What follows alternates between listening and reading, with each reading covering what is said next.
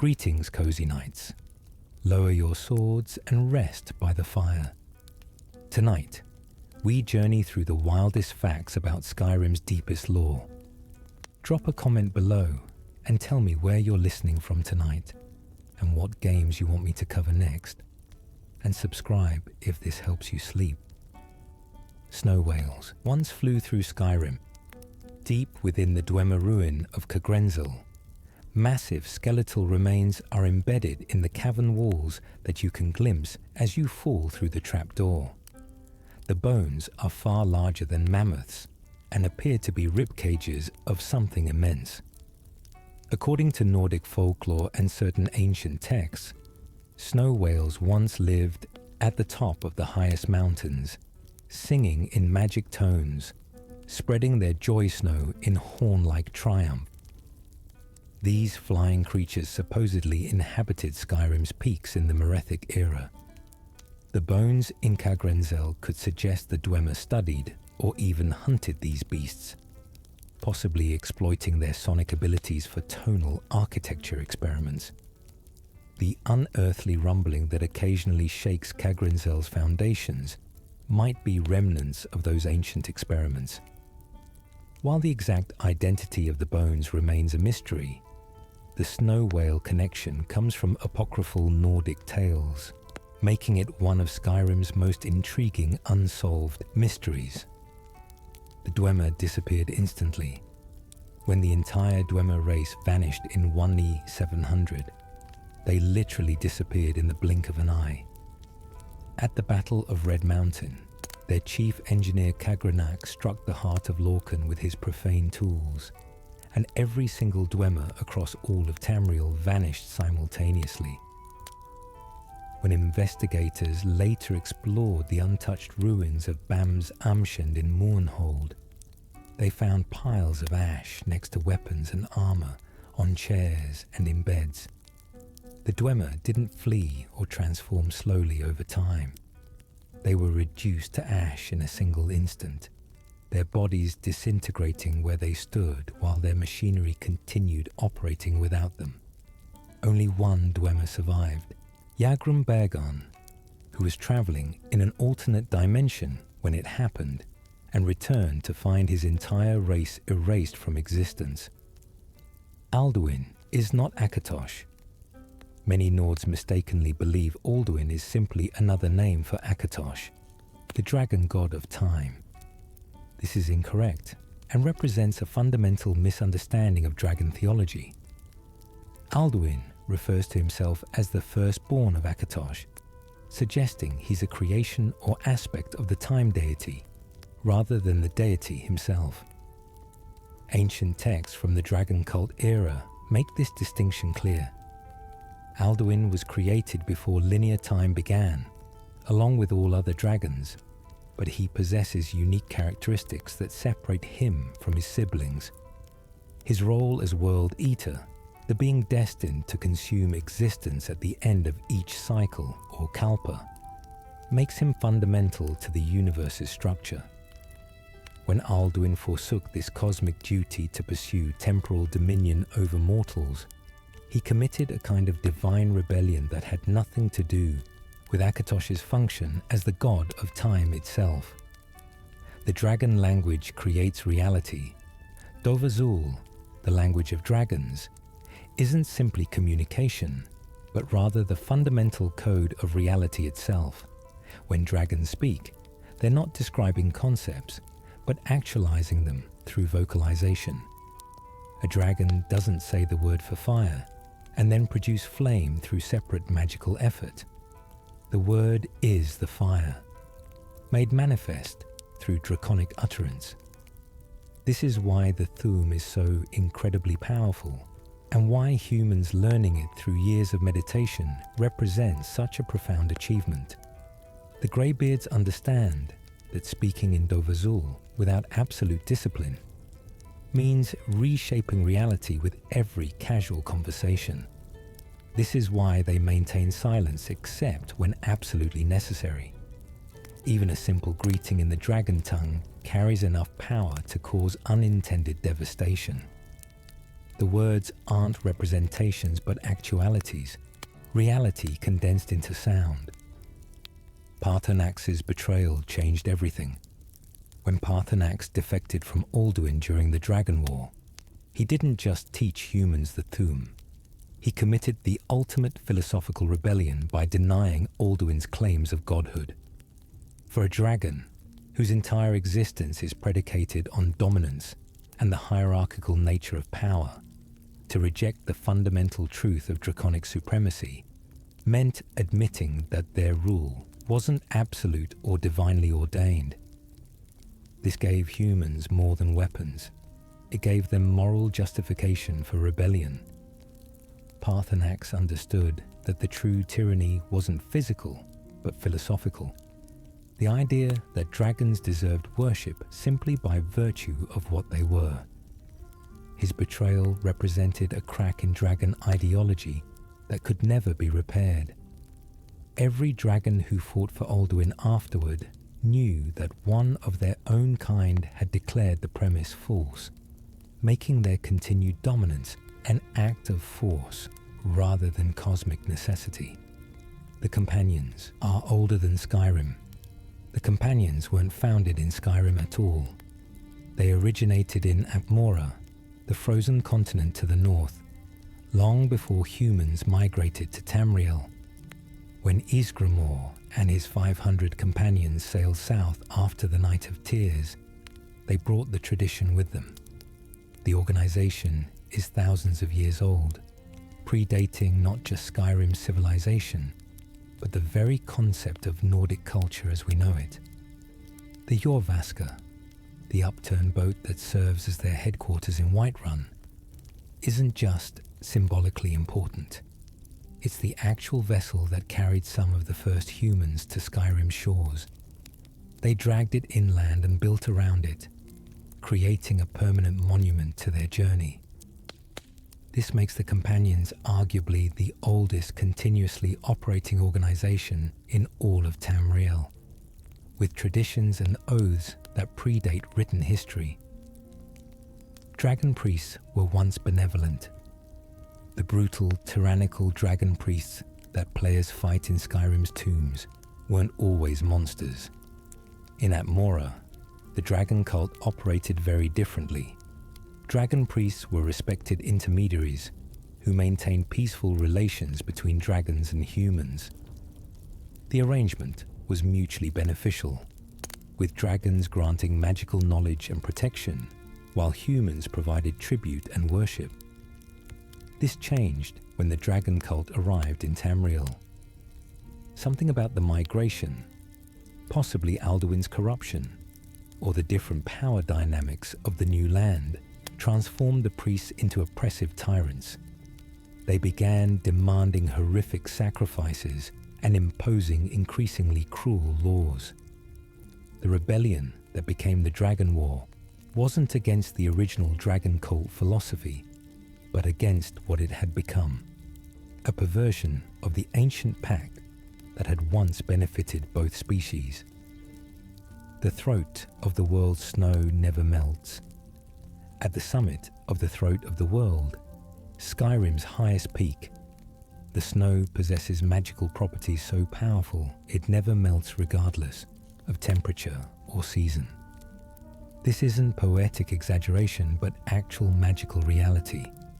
The snow at the apex carries enchantment strong enough to create the famous White Phial, an artifact that purifies and amplifies any liquid placed within it.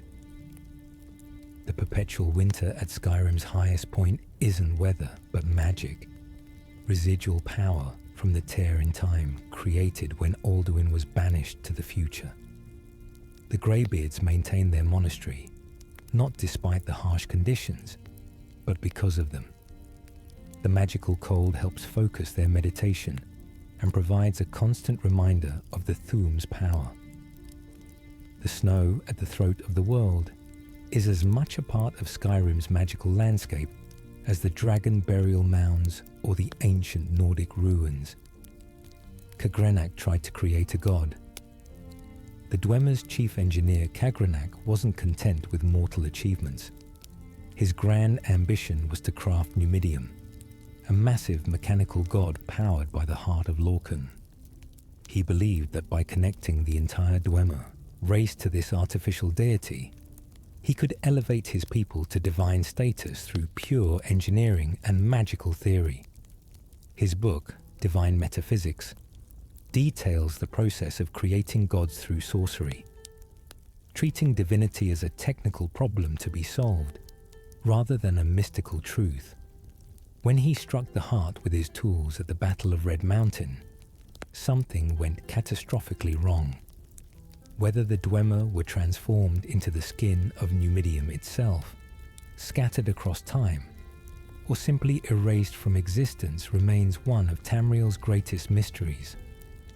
Khagranak's attempt to make his people gods may have instead unmade them entirely. The Night Mother killed her own children.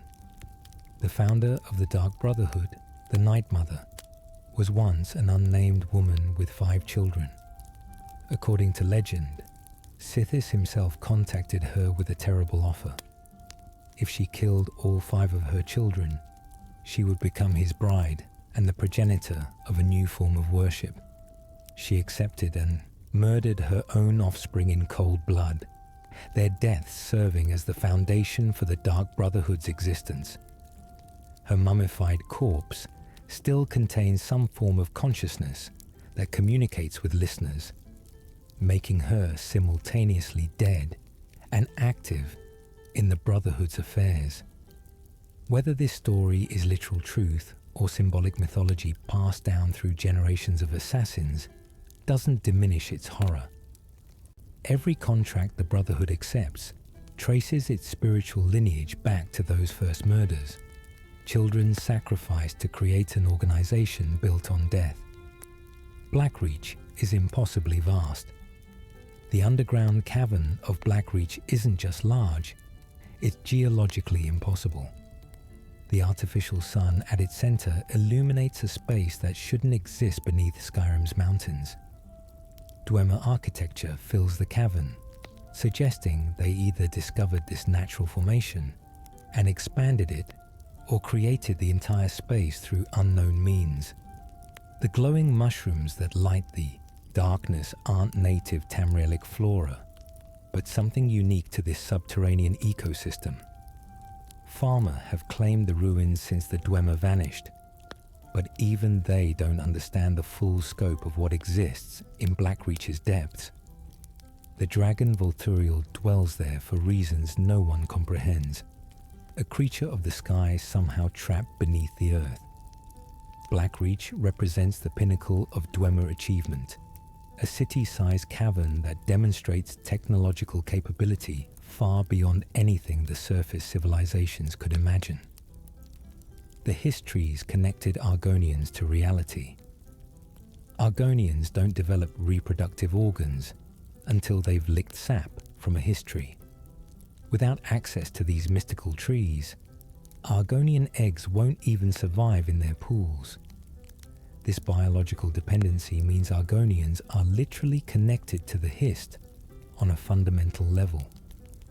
The trees aren't just sacred to Argonian culture, they're essential to the species' continued existence. During the Three Banners War, this fact nearly caused catastrophic population problems until it was discovered that a female Argonian and a heist tree could be transported to cooler climates to facilitate reproduction. The Hist themselves are ancient beings that predate most of Tamriel's races, possibly existing before the world took its current form.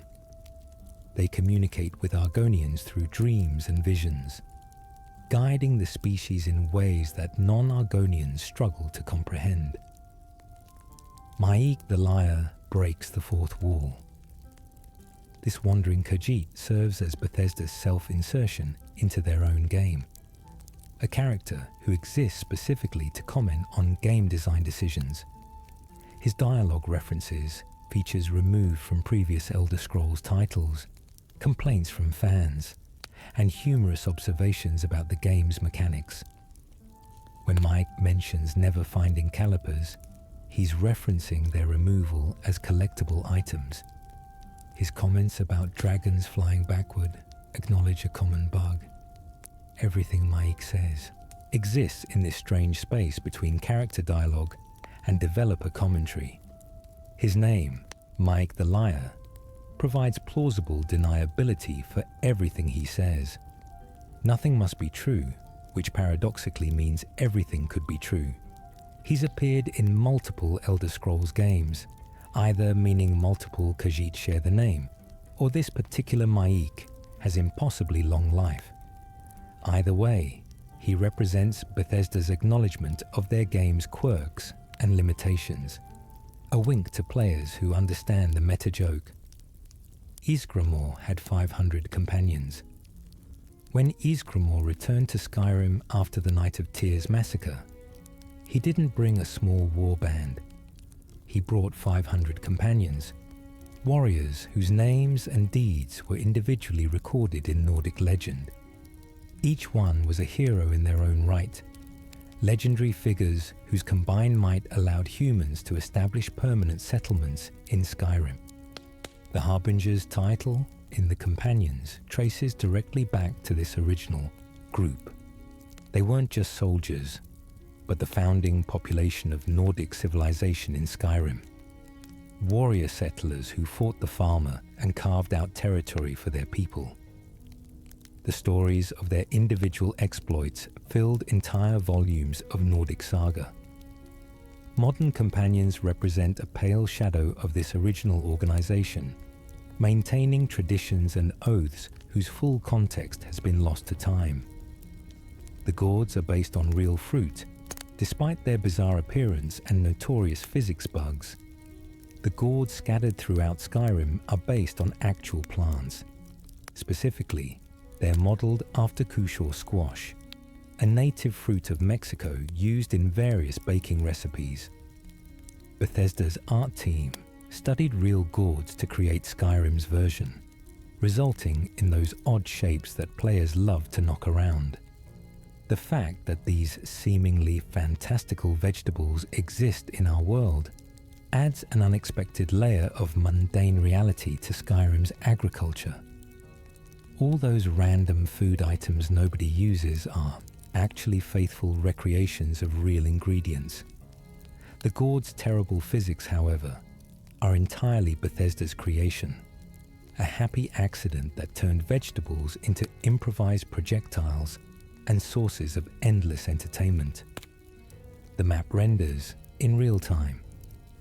When players open Skyrim's map, they're not looking at a static image, but a real-time 3D rendering of the actual game world. This technical achievement means any visually dramatic action taken in the game world appears on the map. Absorbing a dragon's soul creates a visible orange glow on the map.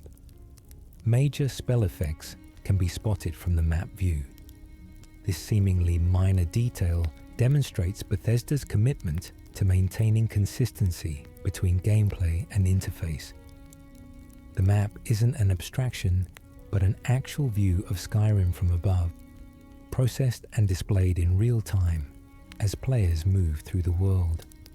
This is why the map sometimes shows weather effects or day-night cycles, because it's literally looking at the actual game environment rather than displaying pre-rendered images. Dragon burial mounds were maintained for millennia. After the Dragon War ended and dragons were systematically hunted down, their corpses weren't simply left to rot. Faithful members of the dragon cult carefully preserved draconic remains in circular burial mounds scattered across Skyrim. These weren't passive tombs, but active sites of worship. The cult believed Alduin would eventually return to resurrect the fallen, so they maintained these graves for thousands of years. Even after the dragon cult's power was broken and its last strongholds destroyed, isolated cultists continued tending dragon graves through generations. The Draugr that now guard these mounds are reanimated dragon cult members, their undead existence serving as eternal guardians for the dragons they once worshipped. This dedication spanning millennia proves the dragon cult's devotion transcended mere political convenience. They genuinely believed in their dragon master's divinity and ultimate return. Jurgen Windcaller founded the Greybeards. After the defeat of the dragon cult, Nords initially used the Thu'um as a weapon of war freely. This changed dramatically after the Battle of Red Mountain, when Nordic tongues suffered a devastating defeat despite their mastery of the voice. Jurgen Windcaller, one of the greatest tongues of his time, interpreted this defeat as a sign that the Thu'um was being misused. He spent years in meditation developing the way of the voice, a philosophy that restricts the Thu'um's use to peaceful purposes except in times of absolute necessity. His teachings form the foundation of the Greybeards' philosophy. They don't refuse to use the Thu'um in combat because they're weak or cowardly, but because Jurgen proved that treating reality-altering power as a casual weapon dishonors the gift and risks catastrophic consequences. The Greybeards' dedication to this principle has preserved them through millennia. The former were deliberately blinded. When the Snow Elves sought refuge with the Dwemer after their civilization collapsed, they believed they'd found sanctuary with fellow Mer. Instead, the Dwemer enslaved them and used an unknown poison to permanently blind every farmer. This wasn't an accident or side effect, but a deliberate act of cruelty designed to make the Snow Elves utterly dependent on their Dwemer masters. The poison didn't just affect one generation. It corrupted the farmers so thoroughly that all their descendants were born blind, transforming them from a sophisticated elven culture into the degraded, feral creatures players encounter in Skyrim's ruins. Over countless generations underground, the farmer have become something barely recognizable as the beautiful, accomplished Snow Elves they once were. Their transformation represents one of Tamriel's greatest tragedies, a proud civilization systematically destroyed by those who promised salvation. Heimska was a respected scholar. The seemingly insane priest who shouts about Talos in Whiterun's market wasn't always a street preacher. Before the White Gold Concordat banned Talos worship, Heimska was a respected scholar whose research focused on Nordic theology. When the ban took effect, his academic findings led him to conclude that outlawing Talos worship would have metaphysical consequences beyond politics. He began preaching publicly to preserve the faith, hoping education would overcome oppression. Years of being ignored, mocked, and threatened drove him to increasingly extreme proclamations. His sermons grew louder and more unhinged, not because he went mad, but because measured academic arguments failed to convince anyone. He represents intellectuals whose expertise becomes liability when political reality makes truth itself illegal. His annoying street preaching is the desperate act of a scholar watching his life's work become heresy. The College of Winterhold holds lectures between 1 p.m. and 3 p.m. each day. The Masters of Magic at the College of Winterhold actually hold lectures in their areas of expertise. These aren't just flavor text, but actual scheduled events in the game world. If a dragon attacks or other danger threatens the college, the lectures are cancelled for 24 hours before resuming their normal schedule. This attention to detail demonstrates Bethesda's commitment to making the college feel like an actual institution of learning rather than just a quest hub. Students aren't just standing around waiting for the player to arrive. They're attending classes, conducting research, and following daily routines that continue whether the Dragonborn participates or not. The college operates as a functioning academic institution with structure and schedules, making it feel more alive than many other guild locations. Skyrim contains 316,000 words of text. The 337 readable books scattered throughout Skyrim contain a combined total of 316,000 words of lore, history, and storytelling. For context, that's significantly more than The Fellowship of the Ring, which contains 180,790 words. The entire Lord of the Rings trilogy totals 576,459 words, meaning Skyrim's in-game books represent more than half of Tolkien's complete opus. Bethesda hired actual writers to create this library of fictional texts, treating world-building with the seriousness of actual literature. Players could theoretically spend their entire Skyrim experience just reading books without engaging in combat or quests at all. This massive commitment to textual lore demonstrates why Elder Scrolls games feel so immersive and detailed. The history exists in written form, not just developer notes or wiki entries, but actual readable text within the game world. The White Gold Tower is visible from Skyrim. If players rotate Skyrim's map to look south, they can see the White Gold Tower rising from Cyrodiil's Imperial City. This isn't an Easter egg, but actual game geography. Bethesda included a simplified version of Oblivion's game world on Skyrim's map, visible from certain angles.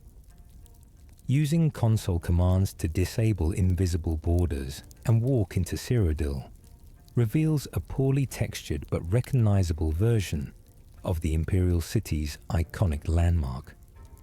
This demonstrates that Skyrim and Cyrodiil exist in the same continuous world space, just with barriers preventing normal travel between provinces. The White Gold Tower's visibility from Skyrim reinforces the province's proximity and suggests that the game world is larger than the playable area indicates, with entire regions existing just beyond the fog of war. Dwarven animunculi still function perfectly. Thousands of years after the Dwemer vanished, their mechanical creations continue operating with zero maintenance or degradation. Centurions, spheres, and spiders patrol ruins exactly as programmed, defending spaces their creators can no longer inhabit. This represents engineering capability so advanced that even Skyrim's Fourth Era scholars can't replicate it. The automatons don't require fuel, repairs, or new instructions. They simply continue their eternal watch, powered by mechanisms that defy current understanding of magic or technology. This suggests the Dwemer achieved a synthesis of magic and machinery that transcended both disciplines, creating semi-perpetual constructs that blur the line between artifice and life. The perfect preservation of these ancient machines testifies to Dwemer mastery of their craft.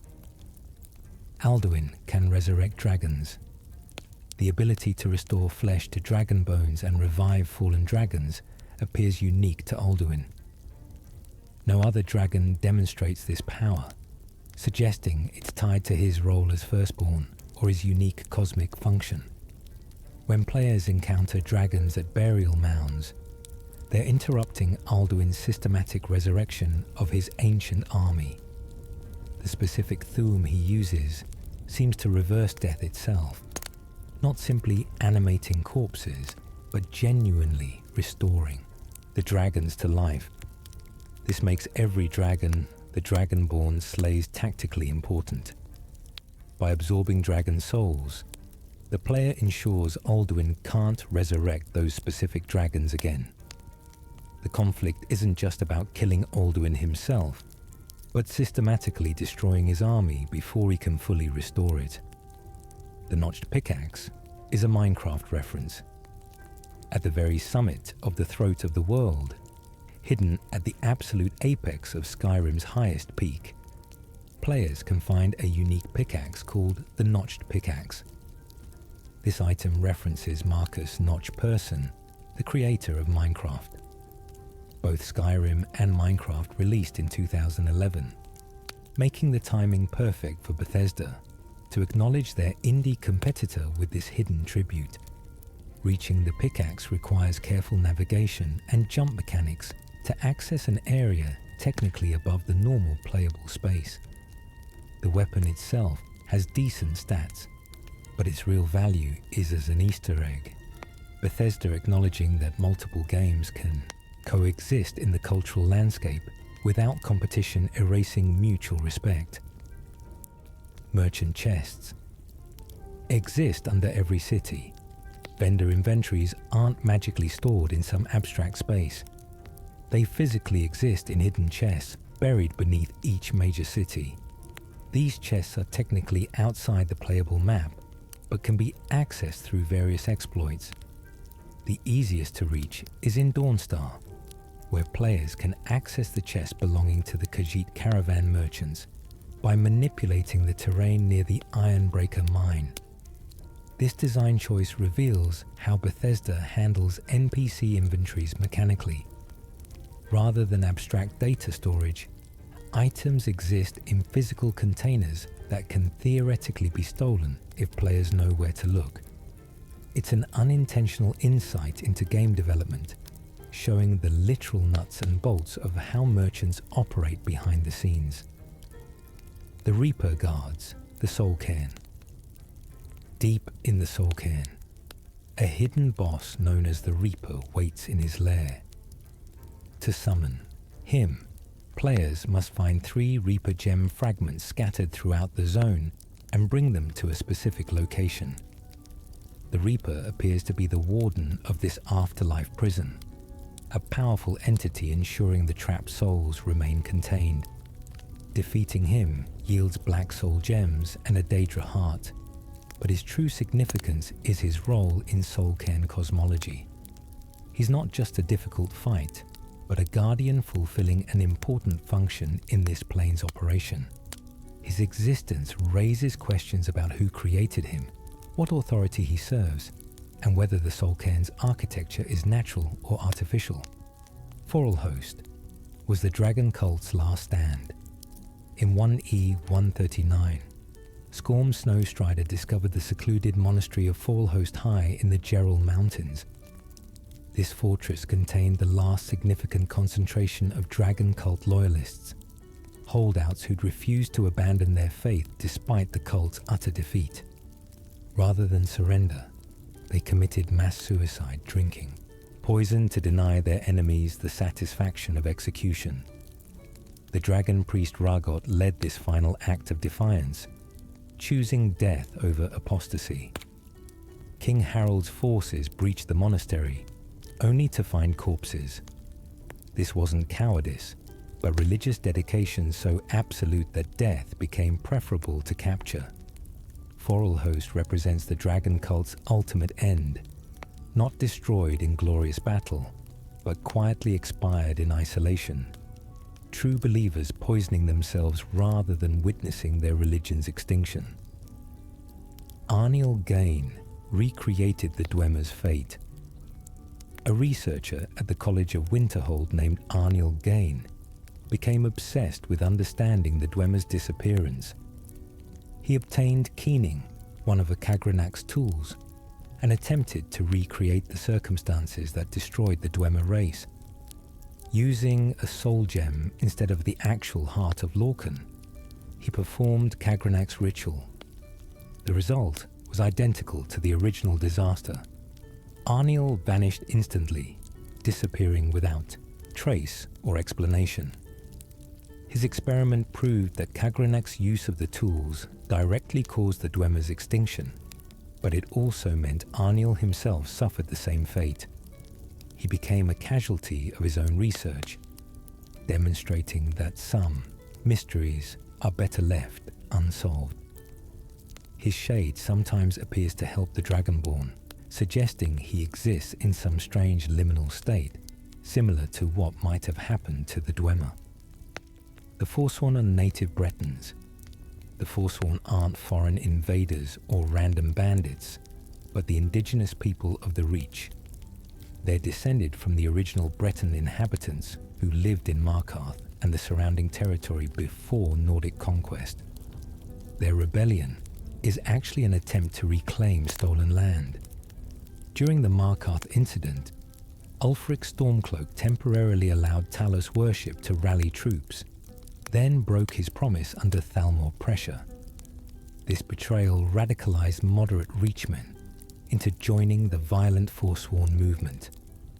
There, guerrilla warfare and attacks on Nordic settlers represent a desperate insurgency by displaced natives fighting for their homeland.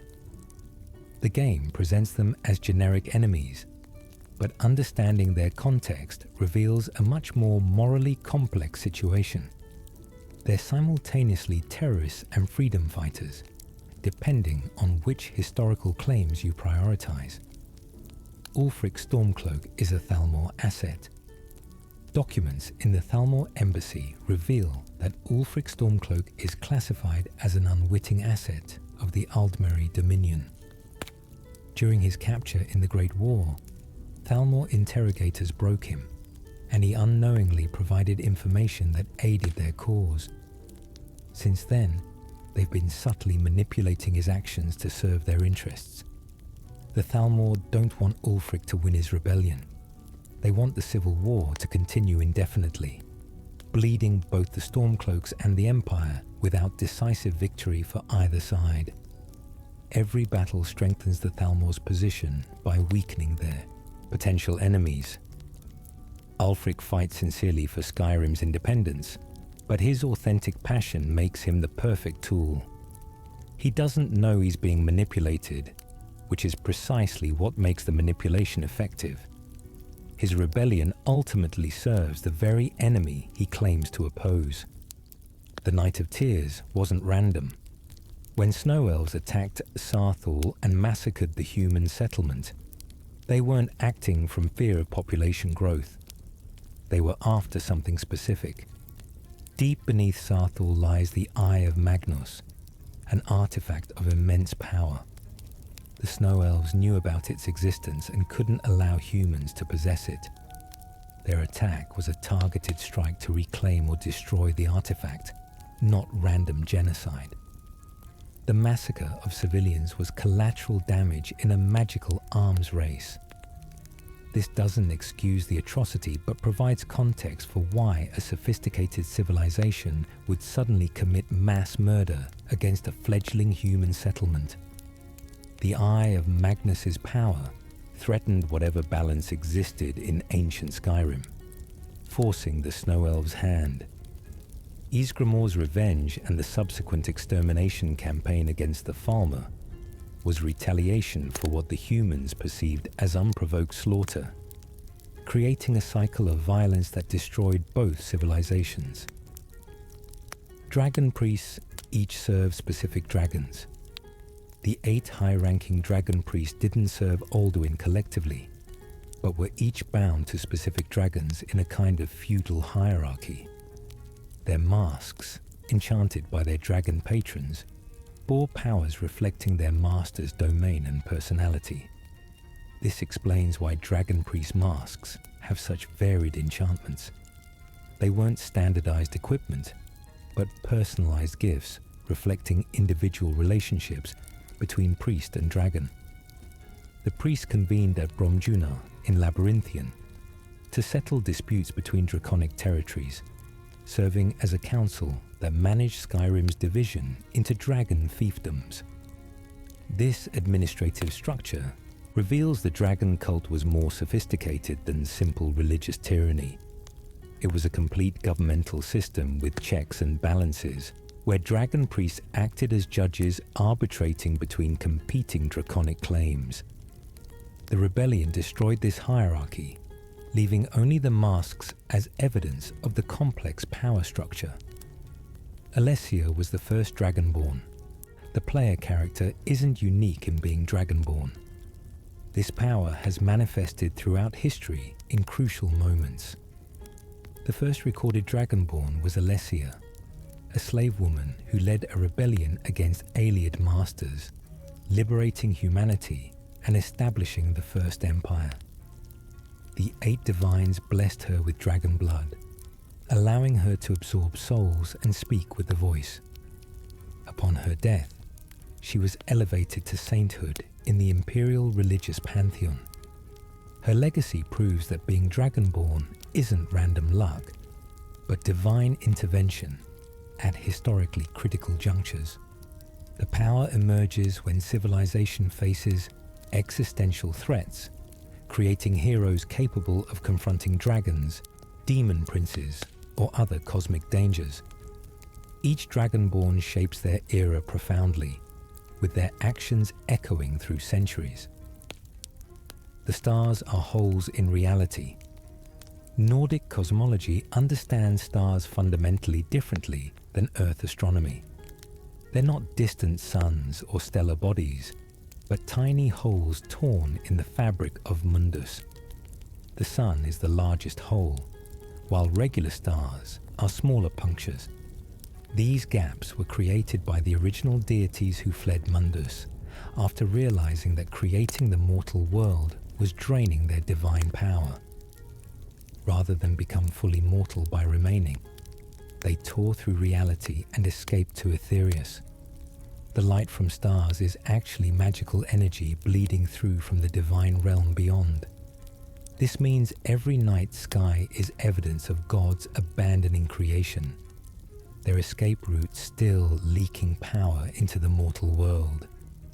Magicka itself flows into Mundus through these stellar perforations, making the stars not distant objects, but actively magical phenomena essential to how magic functions in the world. Bromjunar was the dragon cult capital.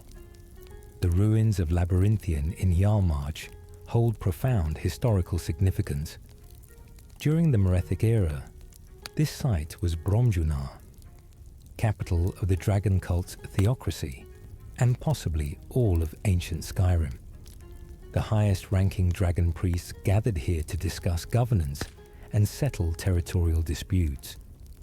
The complex's maze-like structure gave Labyrinthian its modern name, but originally it was an administrative center where the cult managed its empire.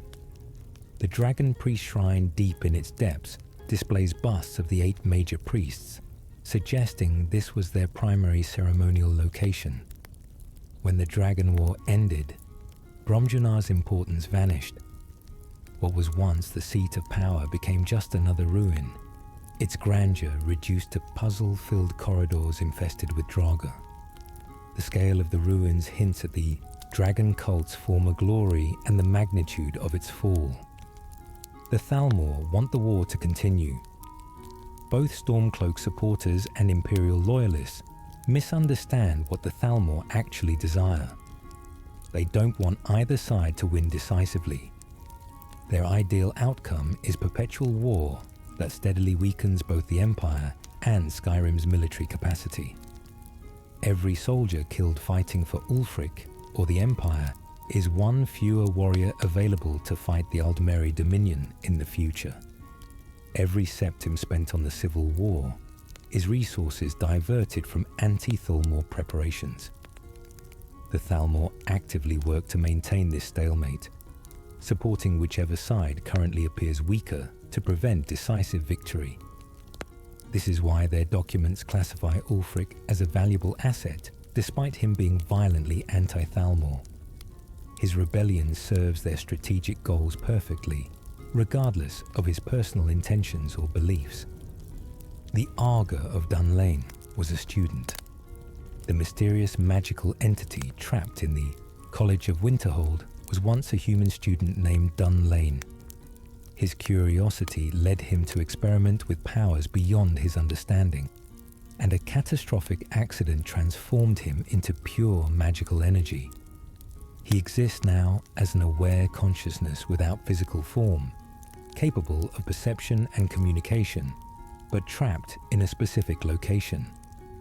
The college maintains his chamber partly as a resource and partly as a warning about the dangers of reckless magical experimentation. The Augur possesses vast knowledge accumulated during his transformed existence, making him valuable for divination and magical research. But his advice comes at the cost of serving as a permanent reminder that magical ambition can result in fates worse than death. Miraak was the first dragonborn. Long before Alessia, before recorded history, as most scholars understand it, there was Miraak. He served as a dragon priest during the height of the dragon cult's power, but Hermaeus Mora seduced him with promises of forbidden knowledge. Miraak learned he possessed the dragonborn power and began conspiring against his dragon overlords. Another priest, Varlock, discovered the betrayal and confronted him. Their battle was so catastrophic, it literally tore Solstheim away from the Skyrim mainland, reshaping geography through raw magical fury. Varlock won, and Miraak was imprisoned in Apocrypha, Hermaeus Mora's Oblivion realm. He remained there for thousands of years, studying and growing in power, waiting for another dragonborn to appear so he could either escape or absorb their power. The first dragonborn became the first to betray the cosmic role. The Greybeards can destroy you. Accidentally.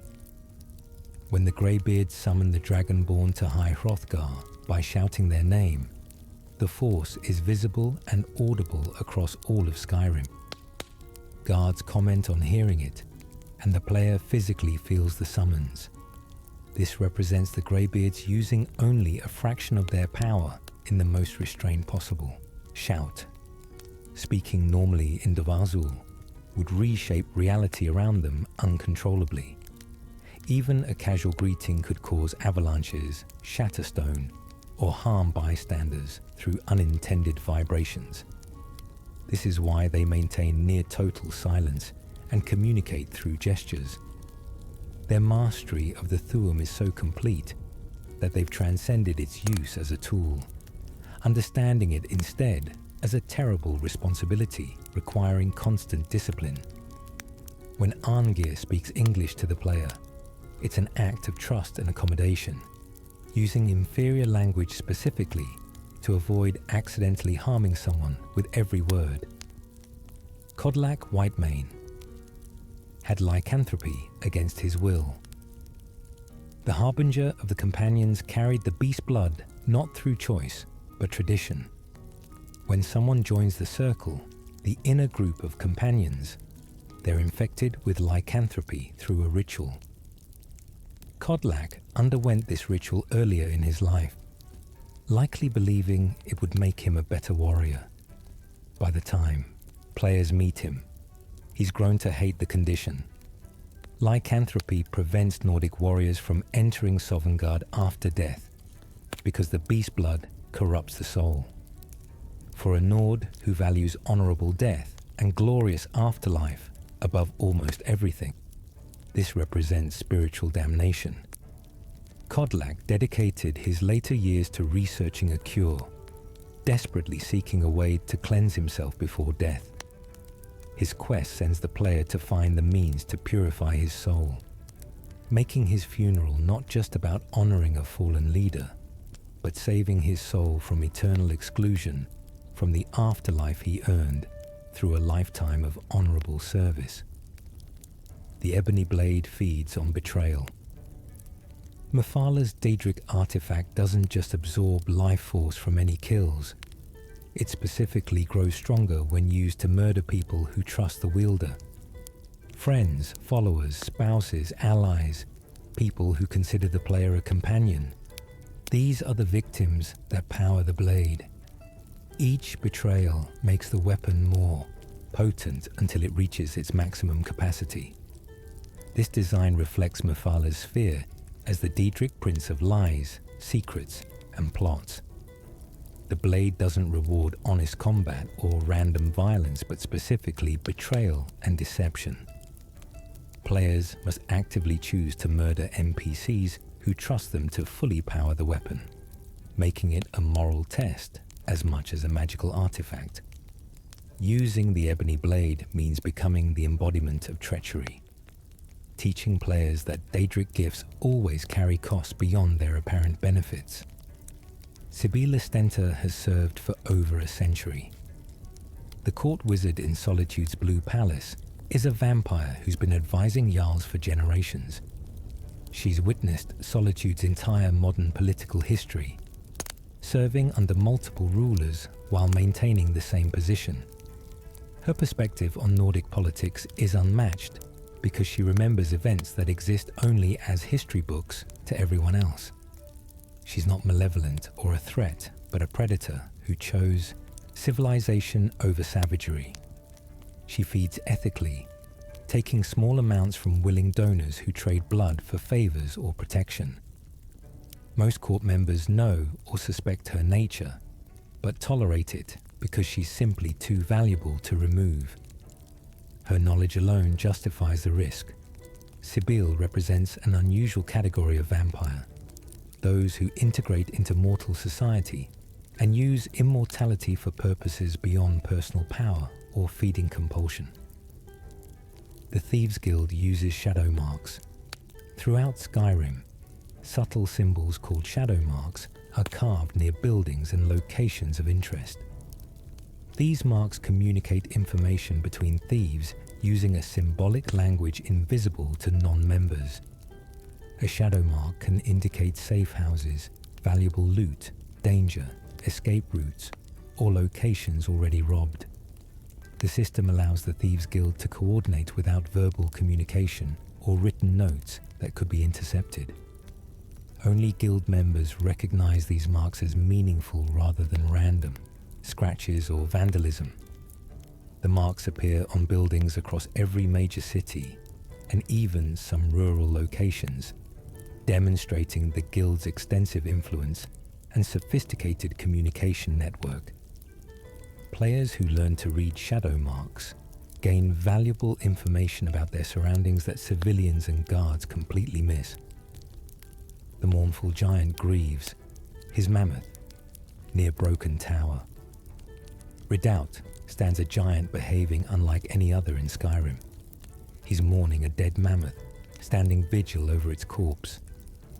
Approaching him doesn't trigger hostility unless the player attacks first. He's simply grieving.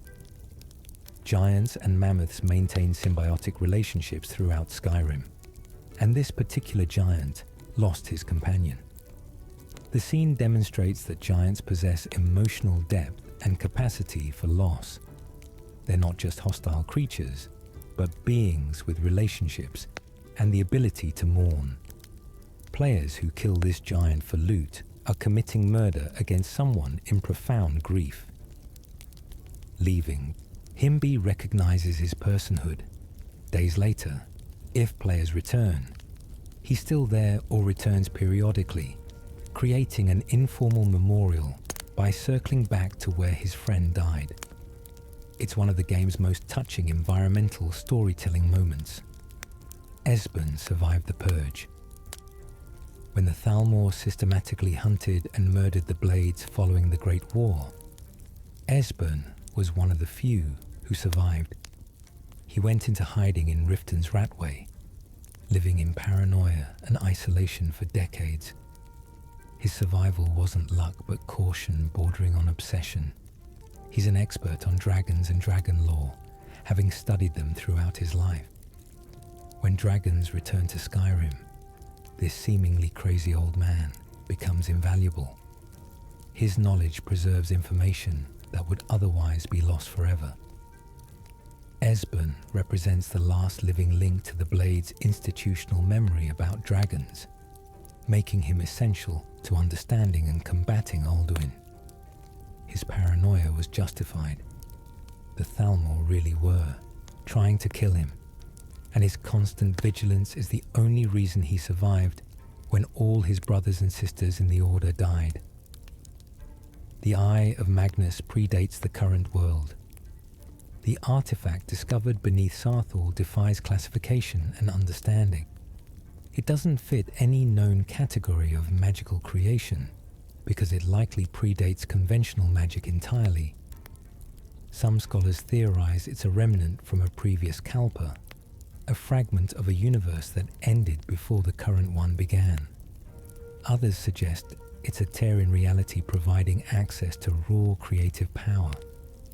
The Psijic Order considers it dangerous enough to remove from mortal access entirely, sealing it away rather than allowing anyone to study its properties. During the College of Winterhold questline, the Eye's activation threatens to tear reality apart, suggesting its power far exceeds normal magical artifacts.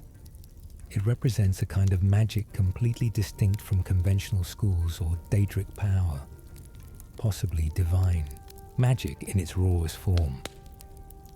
Paarthurnax has been alone for millennia. After teaching humans the Thu'um and betraying Alduin, Paarthurnax retreated to the throat of the world. He's remained there in solitude for thousands of years, meditating on the way of the voice and fighting his draconic nature. Dragons are inherently domineering creatures driven to control and conquer. Every moment of Paarthurnax's existence is a philosophical battle against his fundamental nature. His isolation isn't peaceful retirement, but necessary quarantine, removing himself from situations where his instincts might overwhelm his principles. The Greybeards visit him and learn from him, but ultimately, he remains alone at the peak of the world, wrestling with the eternal question of whether a dragon can truly overcome what they are. His thousands of years of restraint are arguably more impressive than any battle victory. The Wobberjack is delightfully random. Sheogorath's artifact demonstrates the Daedric, Prince of Madness's philosophy perfectly. When used, the staff might transform enemies into sweet rolls, summon hostile Dremora, cast lightning, turn targets into piles of coins, spawn random creatures, or generate any of dozens of unpredictable effects. No two uses guarantee the same result. This reflects Sheogorath's nature as the embodiment of chaos and unpredictability. The weapon actively resists systematization or reliable tactical use. It's powerful but uncontrollable, perfectly representing madness as both a source of potential and liability. Using the Wobberjack means embracing uncertainty and accepting outcomes beyond comprehension or control. For a video game weapon, this makes it simultaneously entertaining and impractical, which is entirely appropriate for an artifact of madness. Windhelm is incredibly racist. The oldest city in Skyrim, founded by Ysgramor himself, has calcified into a fortress of Nordic supremacy. Dark elves are confined to the Grey Quarter, a slum where they face constant discrimination. Argonians aren't even allowed inside the city walls and must live on the docks. The casual bigotry isn't just from random NPCs, but institutional and structural. Ulfric Stormcloak, despite his rhetoric about Nord freedom, does nothing to address this systematic oppression. The city's treatment of non-human residents reveals the ugly side of Stormcloak nationalism. Their fight for independence from the Empire doesn't include equality for non-Nords already living in Skyrim. Windhelm demonstrates how freedom movements can perpetuate their own forms of oppression, liberating some while crushing others. The city's ancient glories exist alongside modern failures of basic justice. The Thu'um used to be common. Before the Way of the Voice became dominant philosophy, Nordic warriors commonly used shouts in battle. The Thu'um wasn't rare or mystical, but a standard part of military training. Entire armies would use the voice to devastating effect, turning battlefields into zones of reality-warping chaos. The defeat of the Nordic tongues at the Battle of Red Mountain changed this dramatically. Jurgen Windcaller's reinterpretation of the Thu'um as a gift, meant for worship rather than warfare, slowly eliminated its common use. The Greybeards' philosophy won out not through force, but persuasion, gradually convincing Nordic culture that casual use of the voice disrespected its divine origins. By the Fourth Era, only the Dragonborn and Greybeards still practiced the Thu'um, while knowledge of shouts has faded into legend. This represents a massive cultural shift from a society where reality-warping vocalization was standard military doctrine to one where it's considered sacrilegious, except in specific circumstances. The Ogma Infinium destroys its reader. Hermaeus Mora's gift of ultimate knowledge comes with a terrible price. The book allows readers to instantly master entire skill trees, absorbing decades of training in moments, but the knowledge doesn't truly integrate into the person's consciousness naturally. It's forcibly implanted, overwriting neural pathways and memories to make room for new information. Reading the Ogma Infinium fundamentally changes who someone is, destroying their original self to create something new that possesses the knowledge but isn't quite the same person anymore. The book can only be read once because it literally transforms the reader at a cellular and spiritual level. Hermaeus Mora doesn't give knowledge freely. He trades current identity for expanded capability, making each reader into something partially his own. The book represents the Prince of Knowledge's understanding that information isn't neutral but transformative in ways beyond simple learning. Giants are actually quite peaceful. Despite their intimidating size and power, giants don't attack without provocation.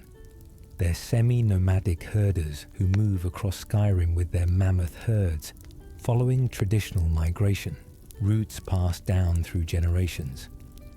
Players who maintain distance and don't threaten their livestock can walk right past giant camps without conflict. The giants only become hostile when their territory or animals are threatened. This makes them one of Skyrim's most misunderstood species. They're not monsters, but intelligent beings with their own culture and way of life. Their paintings and astronomical observations found in camps suggest sophisticated cognition, despite lacking spoken language comprehensible to humans. The fact that players can peacefully coexist with giants proves they're not inherently aggressive, but defensive creatures trying to protect their herds and maintain their nomadic lifestyle. The companions reject political power. Despite being legendary warriors respected throughout Skyrim, the companions deliberately maintain political neutrality. They don't support either side in the civil war and refuse to involve themselves in politics beyond personal contracts. This isn't cowardice or apathy, but intentional policy dating back to their founding. The companions serve Skyrim itself, not whatever government currently claims authority. By remaining neutral, they ensure the organization survives regardless of political changes. Their headquarters in Whiterun's Wind District is technically separate from the city proper, reinforcing their independence. This philosophy allows them to take contracts from anyone without political complications. A companion might fight for the Empire one day and a Stormcloak the next, their loyalty to clients rather than causes. This makes them simultaneously trusted by everyone and fully aligned with no one. The jagged crown predates Skyrim. The ancient helmet isn't just a symbol of Nordic royalty, but an artifact from before Skyrim's consolidation under a single High King. It represents power struggles from the Merethic era when rival clans fought for dominance. Recovering it during the Civil War isn't about legitimacy but symbolic authority. Whoever possesses the crown can claim connection to ancient Nordic kingship. Both the Empire and Stormcloak seek it not for practical advantage, but psychological impact. The crown represents continuity with pre-imperial Nordic culture, making it valuable propaganda regardless of whoever actually won it, through conquest versus inheritance. Its true historical significance has been obscured by centuries of mythologizing, but recovering it from ancient ruins proves that current conflicts echo ancient power struggles that predate even the concept of a unified Skyrim. The rueful axe isn't actually a Daedric artifact. When completing Clavicus Vile's quest, players can receive the rueful axe instead of the mask of Clavicus Vile. However, the axe doesn't count toward the Daedric artifact achievement. This is deliberate design reflecting the nature of the quest. Clavicus Vile is testing the player, offering a choice between the obviously powerful artifact and a seemingly impressive but ultimately inferior weapon. The axe represents taking the easy option or getting tricked. Players who choose the mask demonstrate understanding that Daedric princes don't give genuine rewards without proper completion of their specific desires. The rueful axe exists as a trap for players who make the wrong choice, teaching that Daedric bargains require careful attention to what the prince actually wants versus what they claim to offer. The soul cairn traps. Soul gem victims. Everyone whose soul gets trapped in a soul gem and used for enchanting ends up in the soul cairn. This plane of oblivion serves as an afterlife for those denied proper rest through being trapped in gems. The endless purple wasteland is filled with shades of people who committed no crime, except being killed by someone with a soul trap spell. This makes the common practice of soul gem enchanting a form of spiritual kidnapping. Every enchanted weapon represents someone condemned to eternal imprisonment in this desolate realm. The implications are horrifying once understood. Mages casually trap souls for convenience without considering their damning people to existence in this nightmare dimension. The soul cairn exposes the moral bankruptcy of treating sentient souls as commodities for magical enhancement. Solstheim was once part of Skyrim. The island visible from Skyrim's northeast coast was originally connected to the mainland.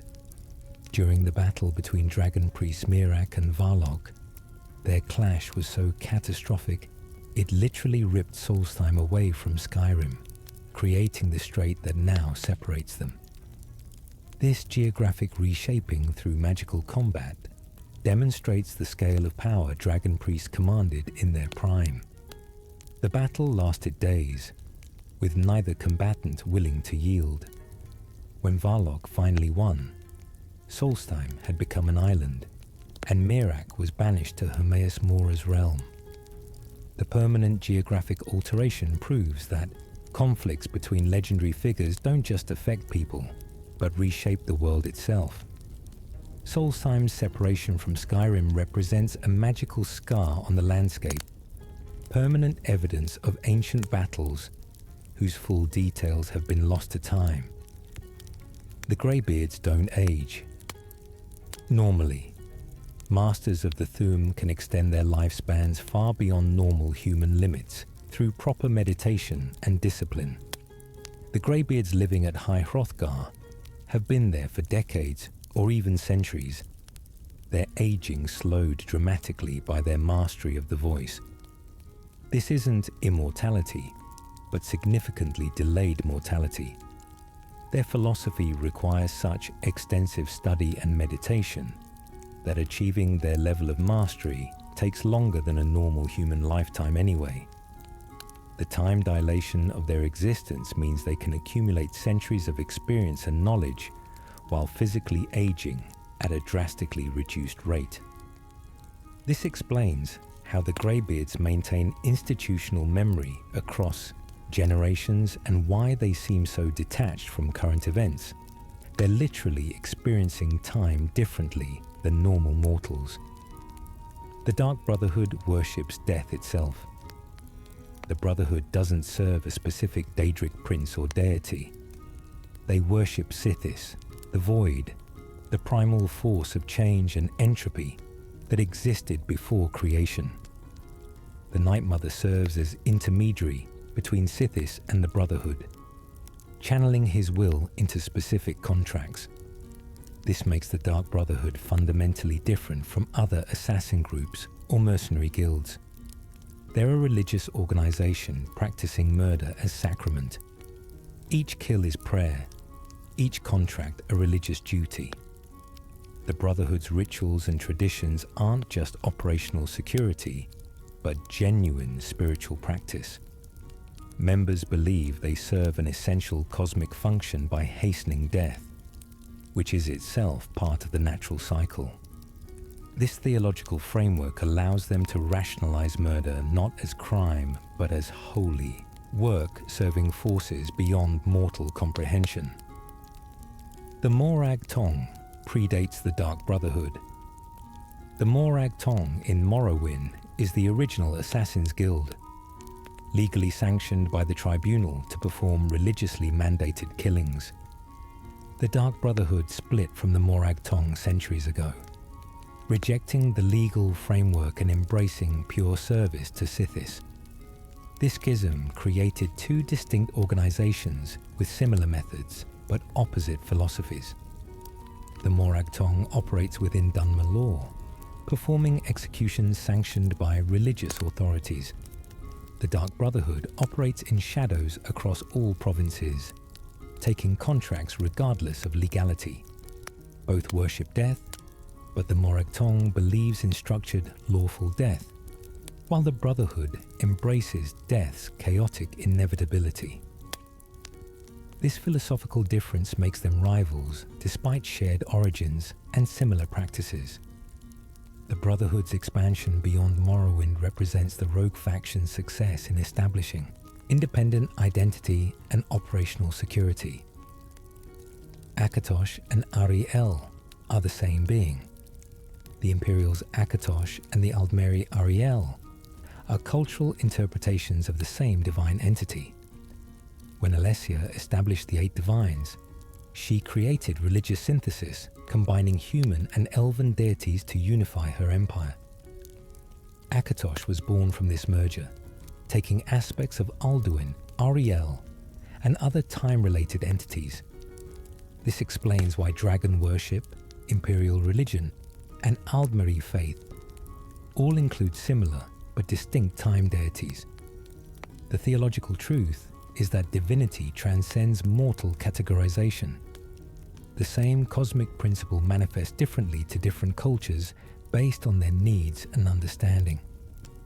Akatosh, Ariel, and Alduin represent different facets of time divinity, each valid within their cultural context, while ultimately pointing toward the same transcendent reality beyond mortal comprehension.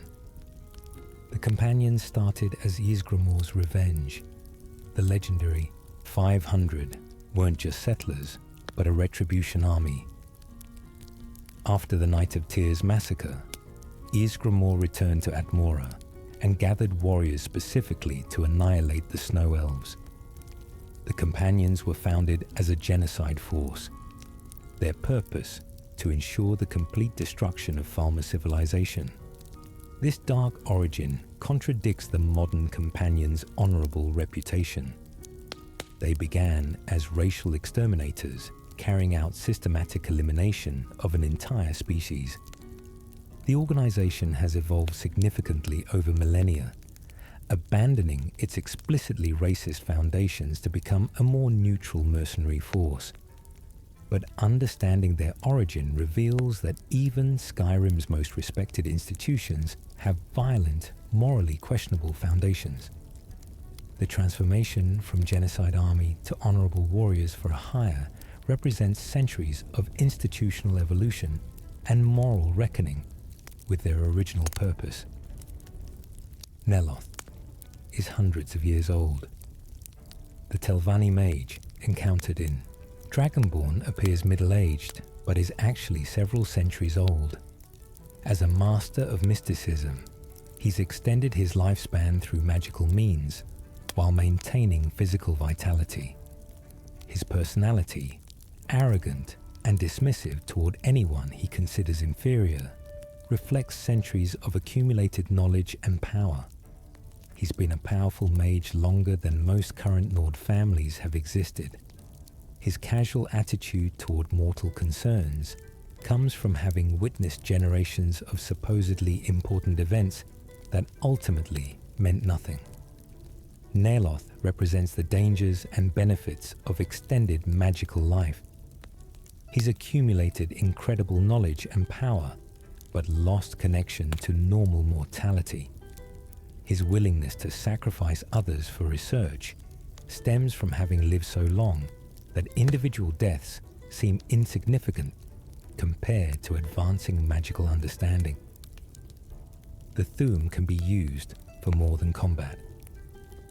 While the game focuses on combat shouts, the voice historically served numerous peaceful purposes. Ancient Nords used shouts for construction, agriculture, communication, healing, and artistic expression.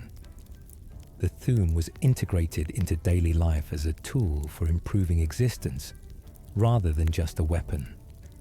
The Way of the Voice attempts to preserve this broader understanding, treating the Thu'um as a gift meant for worship and philosophical contemplation.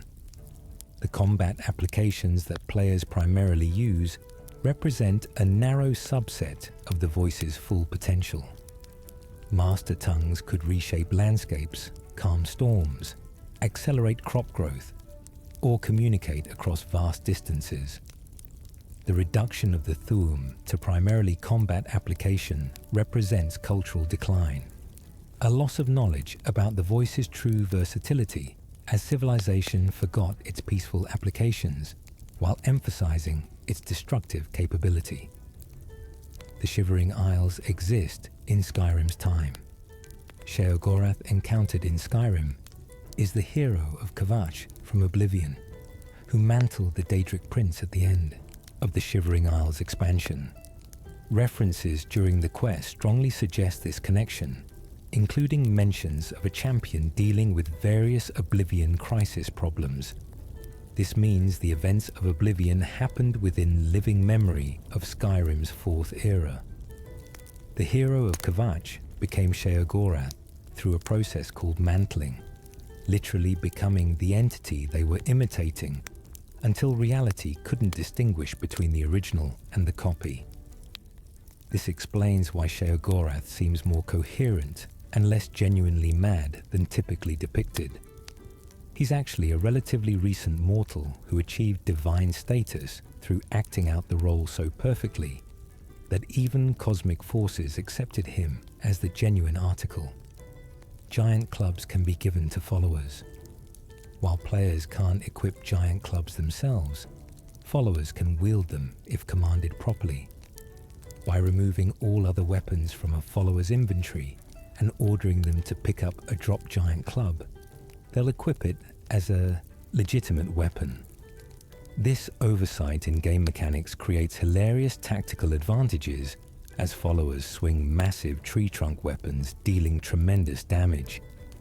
The clubs aren't meant to be usable by NPCs, but the game's follower system doesn't properly restrict item types, creating this exploit. Players have used this to turn otherwise average followers into devastating melee combatants, wielding weapons far more powerful than any craftable option. It's unclear if Bethesda intended this possibility, or if it's an amusing bug, but it's become a beloved community trick for empowering followers. The Dark Brotherhood's tenets must be obeyed. The 5 tenets of the Dark Brotherhood aren't suggestions, but absolute rules. Breaking them means execution without trial or appeal.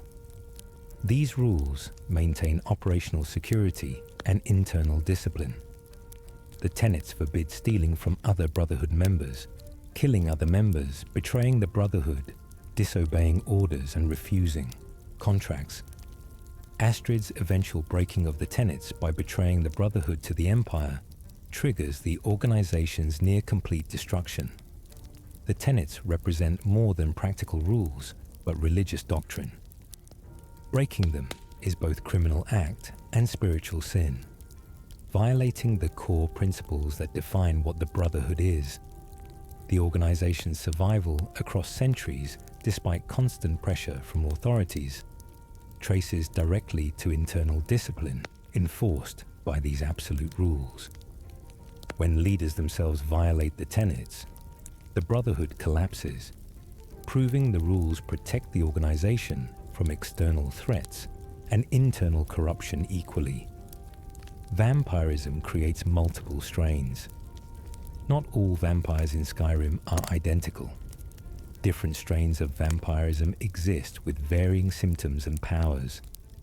Sanguinare vampiris is the most common strain in Skyrim, but pure-blood vampires like Serana carry ancient bloodlines that grant superior abilities. The vampire lord form, accessible through Dawnguard content, represents this pure-blood strain, far more powerful than common vampirism. Additionally, regional variations exist based on which Daedric prince granted the original curse. Molag Bal created vampirism, but other princes have subsequently altered the condition for their own purposes. This explains why vampires in different provinces sometimes have different characteristics. The disease has evolved and diversified over millennia, creating subspecies with unique traits while maintaining core characteristics like blood dependency and sunlight vulnerability. The Augur warns against ambition. When consulted about the Eye of Magnus, the Augur of Dun Lane doesn't just provide information, but explicitly warns about the dangers of magical ambition without wisdom. His own transformation from promising student to disembodied consciousness serves as permanent cautionary tale. He tells the player directly that seeking power without understanding creates catastrophe. This warning goes largely unheeded. The College of Winterhold's entire questline involves people ignoring obvious warning signs in pursuit of magical advancement. The Augur represents the college's conscience, the voice reminding mages that not all knowledge should be pursued and not all power should be wielded. His continued existence serves as reminder of magical research's potential costs, warning that some discoveries transform the discoverer in ways that can't be reversed or anticipated. Ulfric killed Torygg with the Thu'um. The High King of Skyrim's death wasn't a fair duel in the traditional sense.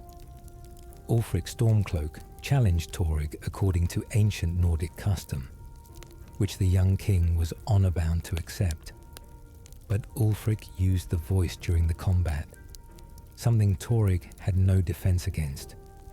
Using the Thu'um in a duel meant to test martial prowess represented either tactical genius or dishonorable exploitation, depending on perspective. The shout literally knocked Torygg off his feet, leaving him helpless. Ulfric then finished him with a sword, while the king was incapacitated.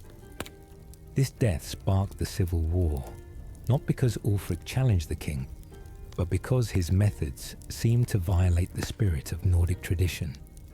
Some see it as cleverness, using all available tools. Others see it as dishonorable, bringing overwhelming supernatural power against someone with no way to counter it, making the whole concept of a duel meaningless. Potema's spirit nearly returned. The Wolf Queen of Solitude, dead for centuries, almost achieved a resurrection through cult worship. Necromancers working in Solitude's catacombs gathered power to restore her to physical form. She was one of Skyrim's most evil rulers, a necromancer who caused civil war and allied with Daedra during her reign. The player disrupts her resurrection ritual, preventing her return. But the fact that she came so close to succeeding demonstrates how dangerous anciency spirits can be when they refuse to accept death. Potema's will was strong enough to influence the living centuries after her demise, whispering to cultists and promising power to anyone who would restore her.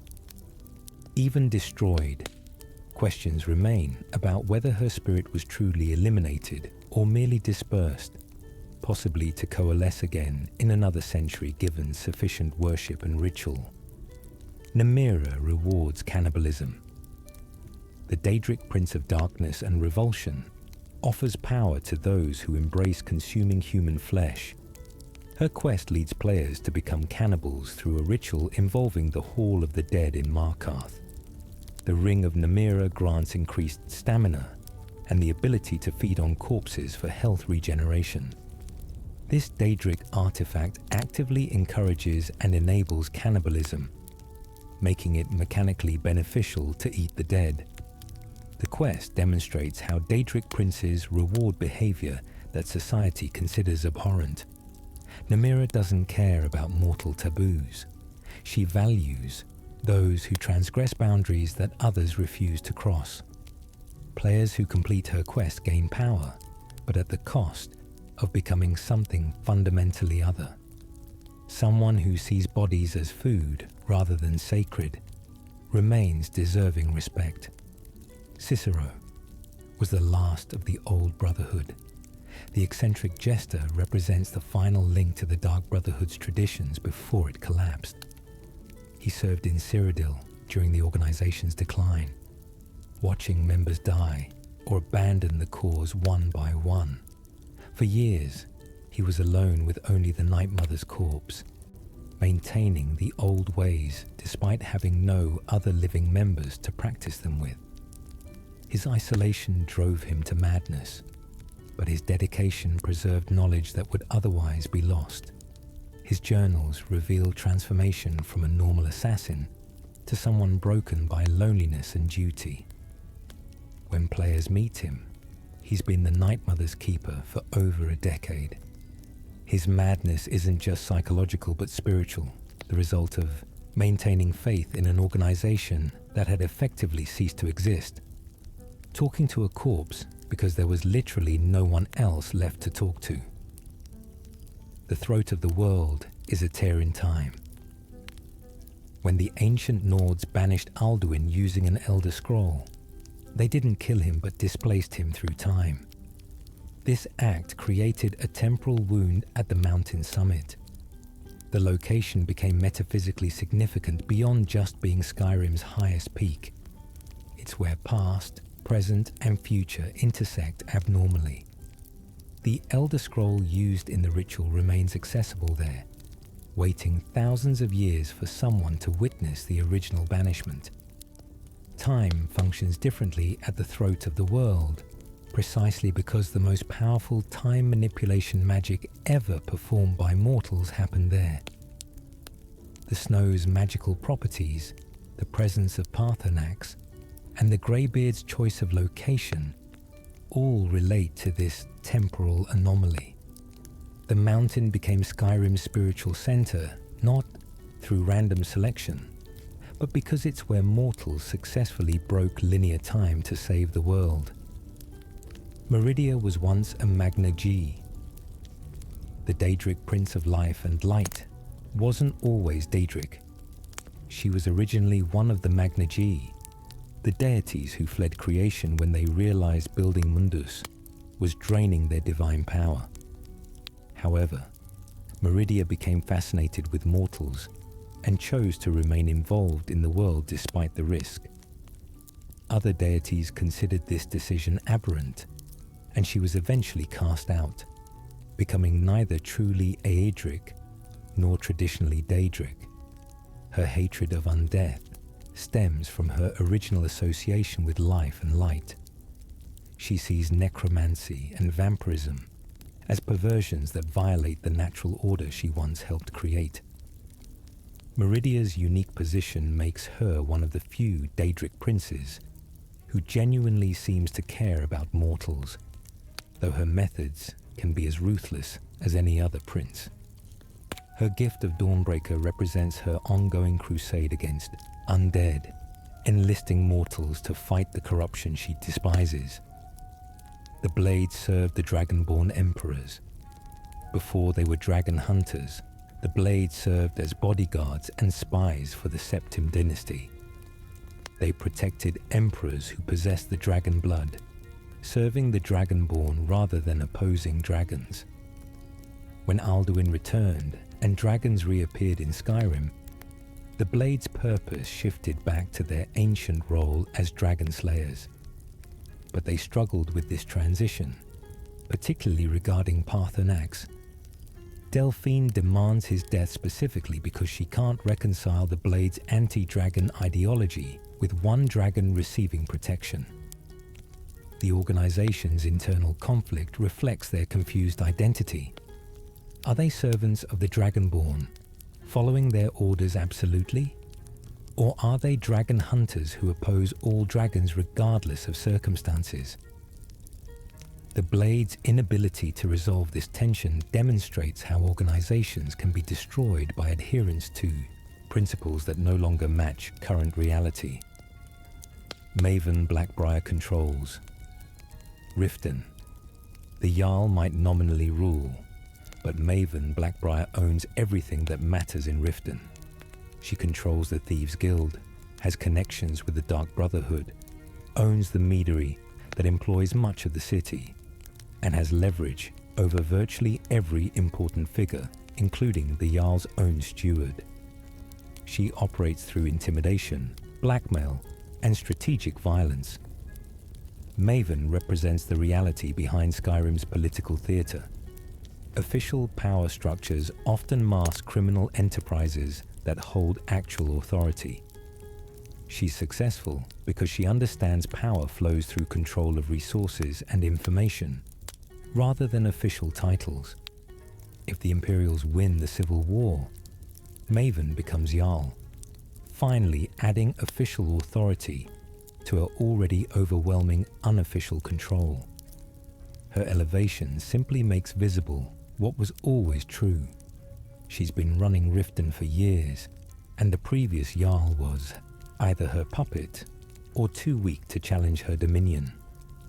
The Khajiit caravans are intelligence networks.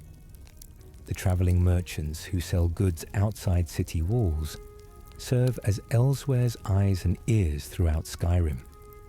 They move freely between holds, see everything, and talk to everyone while appearing to be simple traders. Information gathering is their secondary function, but arguably more important than actual commerce. They report political developments, military movements, and economic conditions back to Elswere's leadership. The Khajiit have their own agenda independent of the Empire or Stormcloaks, watching both sides while waiting to see which serves Elswere's interests. Some caravans also distribute skooma, using addiction as leverage to create informants among the Nordic population. The scheme is brilliant. Supply illegal drugs, gather intelligence from compromised sources, maintain commercial legitimacy as cover. Players buying from Risad or Akari are participating in espionage operations most never notice. Molag Bal created the first vampire. The Daedric Prince of Domination and Enslavement created vampirism by violating and corrupting a mortal woman. This origin as an act of ultimate violation and domination reflects Molag Bal's fear and explains vampirism's nature as a curse that transforms humans into predators. The condition spreads through blood, creating a lineage of corruption descending from that original act. Pureblood vampires trace their ancestry closer to this source, granting superior abilities. Common vampirism represents the disease diluted through countless generations. Molag Bal created vampirism specifically to corrupt mortal society, creating predators who feed on their own kind while struggling with the humanity they've lost. The vampire's curse reflects its creator's nature: domination of the self, enslavement to hunger, and violation of natural order. Every vampire is both victim and extension of Molag Bal's original crime against mortality. The Mages Guild collapsed before Skyrim. The College of Winterhold exists because the Mages Guild that spanned all of Tamriel in previous eras fell apart. Corruption, infighting, and catastrophic magical accidents destroyed public trust in the guild. When the Great Collapse devastated Winterhold, the college survived while the city around it fell into the sea. This event cemented Nordic distrust of magic and mages. The college exists in isolation, distrusted by Nords who see it as responsible for Winterhall's destruction, despite no evidence supporting this claim. The college represents a fragment of what was once a continent-spanning organization, now reduced to a single fortress on Skyrim's northern edge. The decline from respected institution to barely tolerated fringe organization demonstrates how quickly magical learning can fall from grace when the public turns against it. The Sigil Order predates written history. The mysterious mages who appear during the college questline are members of the oldest magical organization in Tamriel. They've existed since the Merethic era, possibly earlier. The Sigil Order studies magic at its most fundamental level, seeking understanding rather than power. They live on Artaeum, an island that sometimes disappears from the world entirely, removing itself from normal space-time. The Sigil's intervention regarding the Eye of Magnus demonstrates their willingness to act when reality itself faces threat. They're powerful enough to freeze time and walk through the stopped moments, casually performing magic that the college's greatest mages couldn't imagine. Their appearance signals events of cosmic importance. When Sigils bother to manifest in the normal world, it means something fundamental is at stake. Their removal of the Eye of Magnus reflects their understanding that some power should not exist in mortal access, under any circumstances. The Thieves' Guild worships Nocturnal.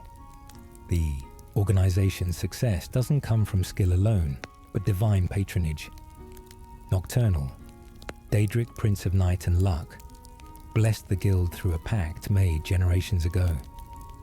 The Skeleton Key, her Daedric artifact, kept the guild prosperous for years, until Mercer Frey stole it.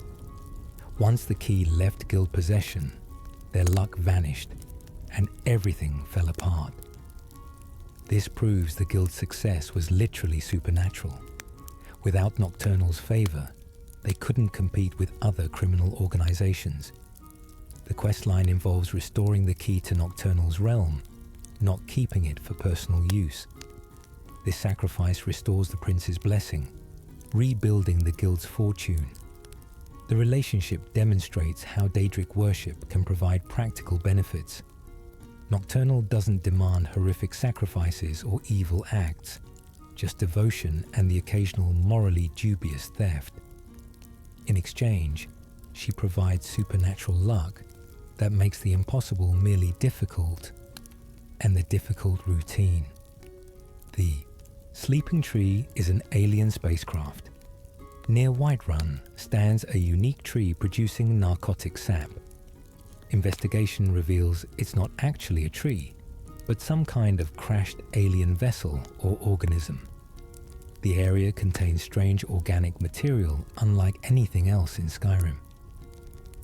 The sap is an incredibly powerful skooma ingredient, explaining why Isolde has contacts near the location, despite appearing to be a simple merchant. The tree may be from another planet or dimension, something that fell from the sky and took root in Skyrim soil. Its presence raises questions about what else might have crashed into Tamriel over the millennia. The fact that it produces commercially viable narcotics is likely coincidental, but the Khajiit caravans who harvest it don't care about its origin as long as the sap keeps flowing. This proves that even fantastical alien life forms get exploited for profit in Skyrim's economy. Heimska's sermon is actually impressive. Players find his constant preaching annoying, but analyzing the content reveals sophisticated theological argumentation. Heimska isn't ranting incoherently, but delivering a structured sermon about Talos's place in the Nine Divines. His rhetoric draws from legitimate religious texts and makes logical arguments about the metaphysical implications of denying Talos's divinity. The problem isn't the quality of his theology, but his delivery method and timing. He's essentially screaming academic religious philosophy at passers-by who don't want a lecture. His commitment to public preaching despite arrests and harassment demonstrates genuine conviction. He could worship Talos privately like most Nords, but he believes public proclamation is essential. From his perspective, silence equals complicity with the Thalmor's spiritual corruption. His annoying presence represents principled civil disobedience against unjust religious persecution, even if his methods are counterproductive. The Amulet of Kings bound the Empire. The legendary artifact that all Dragonborn emperors wore wasn't just symbolic, but magically crucial to maintaining Martin Septim's barrier against oblivion. When Martin sacrificed himself to stop Mehrunes Dagon at the end of Oblivion, he shattered the amulet permanently. This ended the Dragonfire's protection and fundamentally changed the relationship between Mundus and Oblivion. The Daedric princes can no longer fully manifest in Tamriel, as Dagon did during the Oblivion crisis. The sacrifice created permanent separation, but at the cost of the Empire's mystical legitimacy. Without the amulet and dragonfires, imperial authority became purely secular. Titus Mede's dynasty lacks the divine mandate that Septim emperors possessed. This explains the Empire's weakness during Skyrim's time period. Their purely temporal power, without the magical legitimacy that once made them unquestionably supreme. The loss of the Amulet of Kings marked the beginning of the Empire's decline, however gradually it occurred. Cheese wheels are everywhere. The ridiculous abundance of cheese in Skyrim isn't just game design randomness, but reflects actual Nordic culture. Cheese was a primary preservation method for milk before refrigeration. Given Skyrim's cold climate and pastoral economy, cheese production would be major industry. The wheels represent basic, staple food that travels well and lasts indefinitely when properly aged. What seems absurd to modern players, finding giant cheese wheels in ancient ruins or bandit camps, actually makes historical sense. Cheese was valuable, portable, and practical. The fact that the game allows rolling cheese wheels around using physics demonstrates Bethesda's attention to detail in making objects behave realistically. Players who spend time launching cheese wheels down mountains using Fus Ro Dah are technically using ancient Nordic technology exactly as intended, though perhaps not for its original purpose. The Greybeard summons shakes all of Skyrim when the Dragonborn is called to High Hrothgar. Every NPC in the game has some reaction.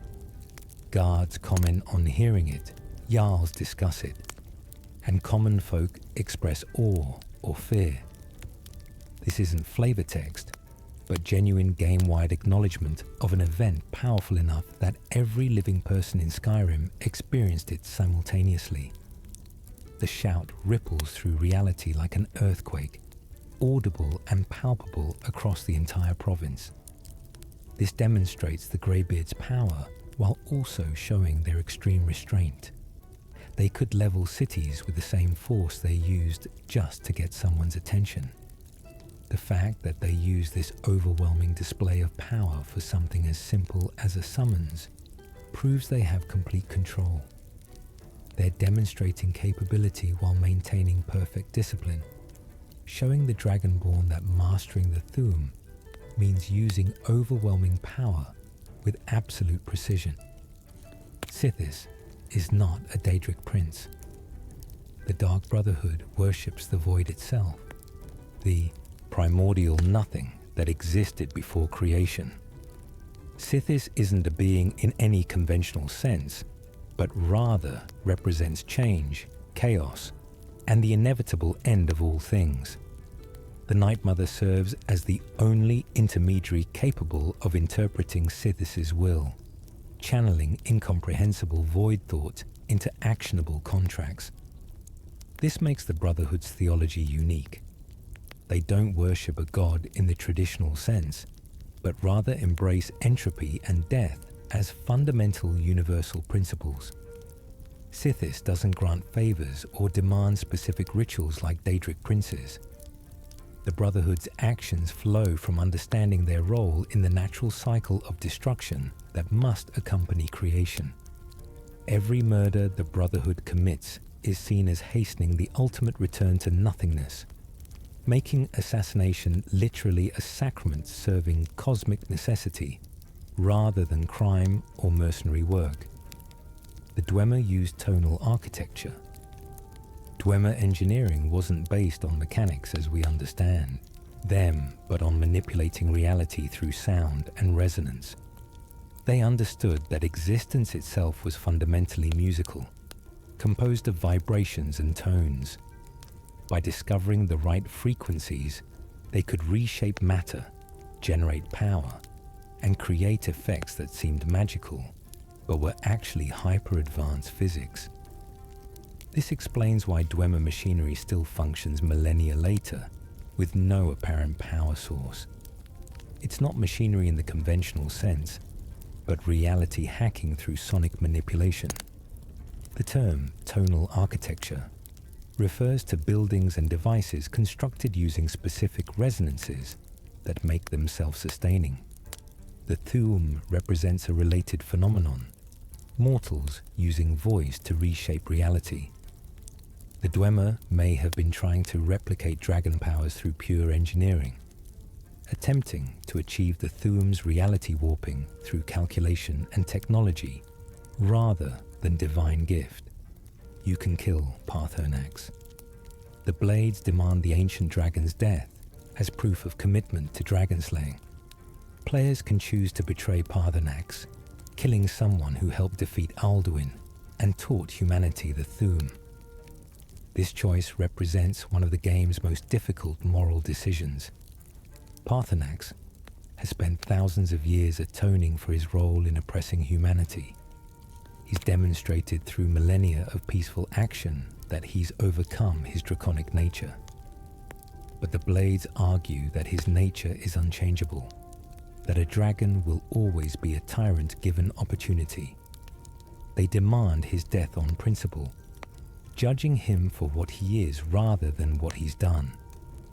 Players who kill Paarthurnax gain Blade's support, but lose access to the Greybeard's wisdom. Those who spare him honor redemption and reject racial genocide, but must permanently refuse the Blade's demands. Neither choice is clearly correct, forcing players to define their own morality. The Ethereum Forge creates legendary items. Deep beneath the ruins of Bethoft lies an ancient Dwemer forge capable of working Ethereum, a rare crystalline mineral with unique magical properties. The forge was lost after the Dwemer clans went to war over Ethereum resources. Recovering it requires finding 4 Ethereum shards scattered across Skyrim and fighting through dangerous ruins.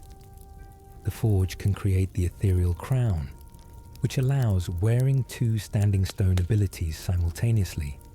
The ethereal shield, which makes enemies ethereal and harmless, or the ethereal staff, which summons Dwemer automatons as allies. These items represent Dwemer craftsmanship at its absolute peak, objects of such quality that nothing in the 4th era compares. The forge itself is an architectural marvel, a chamber deep underground filled with flowing Ethereum and ancient mechanisms still perfectly functional after millennia of abandonment. Its existence proves the Dwemer achieved capabilities modern smiths can't imagine, let alone replicate. Lydia dies permanently. Unlike Essential, NPCs who can't be killed, Lydia and other housecarls can die permanently if caught in the crossfire.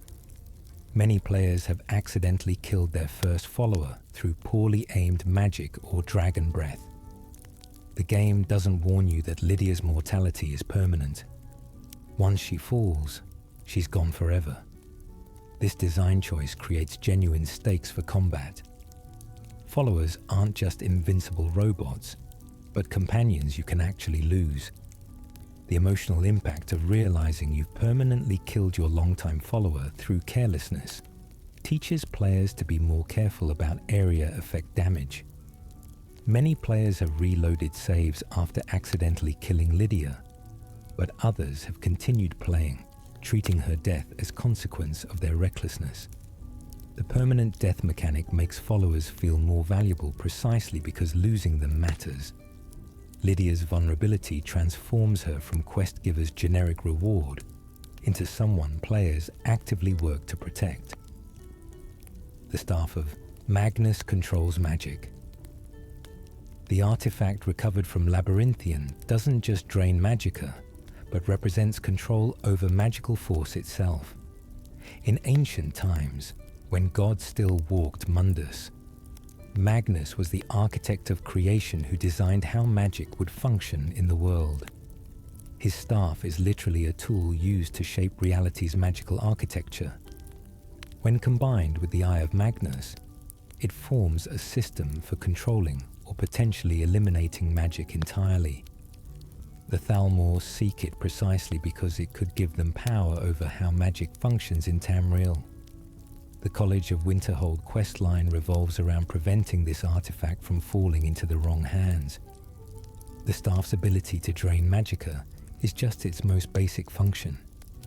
In hands that truly understood its purpose, it could rewrite the fundamental rules governing how magic works, making it one of the most dangerously powerful objects in existence. Eric the Slayer is a memorial. The character is named after Eric West, a Skyrim fan who died of cancer before the game's release. His family requested Bethesda include a character honoring him.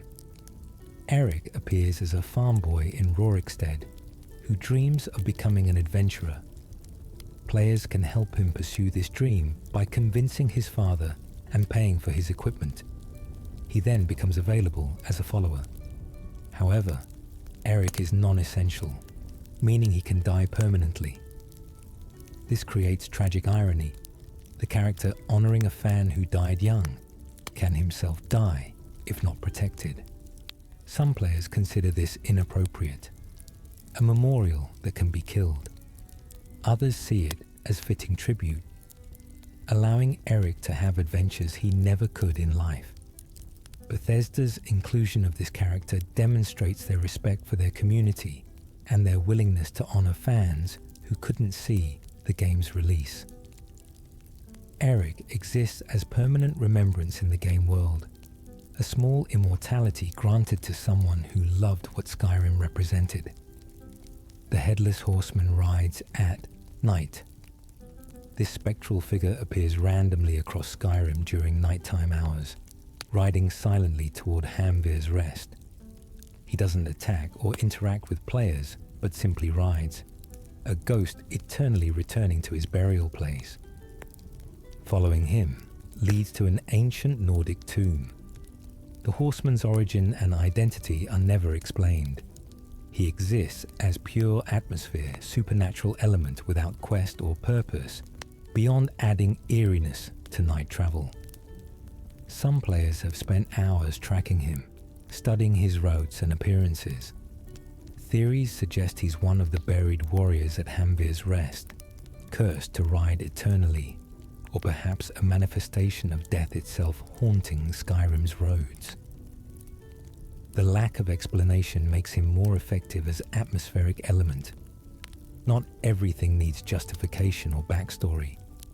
Sometimes ghosts just exist, reminders that Skyrim is a world where the supernatural is real and not everything serves player-focused narrative purposes. The Crimson Nirnroot quest is deliberately tedious. Finding 30 Crimson Nirnroots in Blackreach tests player patience and thorough exploration. The quest has no marker and provides minimal guidance. This isn't oversight, but intentional design. Bethesda wanted players to fully explore Blackreach, the game's most impressive environmental achievement, rather than rushing through. The Crimson Nirnroot quest forces methodical searching of the entire cavern, ensuring players appreciate the scope and detail of the environment. The reward, Sinderian's Serendipity perk, is useful but not game-breaking, suggesting the real reward is the exploration itself. Players who complain about this quest tedium miss the point. It's not about efficiently completing an objective, but about encouraging deep engagement with an incredible environment that took enormous development resources to create. The quest deliberately slows players down, making them observe and appreciate Blackreach, rather than treating it as just another dungeon to clear quickly. Mehrunes' razor has instant kill chance. The dagger wielded by the Mythic Dawn cult has a small chance to kill any enemy instantly, regardless of level or health. This makes it potentially the most powerful weapon in the game, capable of eliminating even Alduin with a lucky strike. The low probability means it can't be relied upon tactically, but creates moments of incredible fortune when the instant kill effect triggers. The randomness reflects Mehrunes Dagon's sphere as Prince of Destruction and Revolution. His gifts create sudden, unpredictable change. The razor doesn't care about armor, wards, or magical protection. When it triggers, the target simply dies. This represents pure destructive force overcoming all defenses. The dagger's lore states it's been the instrument of assassinations throughout history. Kings and emperors have fallen to this blade not through skill, but the chance activation of its reality-severing edge, proving that sometimes fate matters more than preparation. The Dark Elves have been in Skyrim for 200 years. The Dunmer refugees players meet in Windhelm didn't just arrive recently. They've been in Skyrim since the Red Year, when Red Mountain erupted and devastated Morrowind in 4E5. That was 2 centuries before Skyrim's events. Multiple generations of Dark Elves have been born in Skyrim, never knowing Morrowind. They're not immigrants, but established residents facing systematic discrimination, despite living there longer than some Nord families. The Grey Quarter's squalor and the Argonians being forbidden entry to Windhelm itself represent institutional racism that's persisted for generations. Ulfric Stormcloak's inaction regarding this oppression reveals his freedom for Nord's rhetoric doesn't extend to other races actually living in Skyrim. The Dark Elves situation demonstrates how discrimination becomes normalized over time. What started as temporary arrangement for refugees has calcified into permanent underclass, accepted by successive generations as simply how things are. The Orc strongholds maintain ancient lore. The isolated Orc communities scattered across Skyrim operate under Code of Malakath, traditional law that supersedes local Nordic authority. Women do the hunting and gathering, men focus on smithing and defense, and the chief holds absolute authority until challenged in combat. Anyone can visit strongholds if they prove worthy through service to any Orc, but living there permanently requires full cultural adoption. The strongholds maintain traditions unchanged for centuries, preserving Orcish identity despite being surrounded by other cultures. This creates tension with Jarls, who technically rule the territories, but have no actual power within stronghold walls. The Orcs don't recognize Nordic law or imperial authority, operating as independent micronations tolerated because forcing compliance would be too costly. Visiting strongholds reveals a completely different civilization existing within Skyrim's borders, proof that the province isn't culturally unified despite political boundaries. The face sculptor is a vampire. Galathil in the Ragged Flagon offers facial reconstruction, but closer examination reveals she's undead. Her pale skin, red eyes, and certain dialogue hints suggest vampirism. This raises disturbing questions about her business. Why does a vampire need to perform surgery? Is she feeding on patients while they're unconscious? Does her undeath grant supernatural precision that makes her the best sculptor available?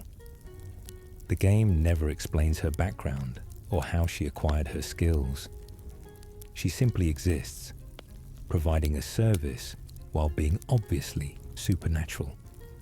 Her presence in the Thieves Guild makes sense once you consider the Guild's acceptance of morally ambiguous individuals. Her vampirism isn't a problem, as long as she performs quality work and doesn't prey on Guild members. It's another example of Skyrim's moral complexity, where even helpful NPCs can have dark natures that would horrify most people if fully examined. The Stormcloak victory is hollow.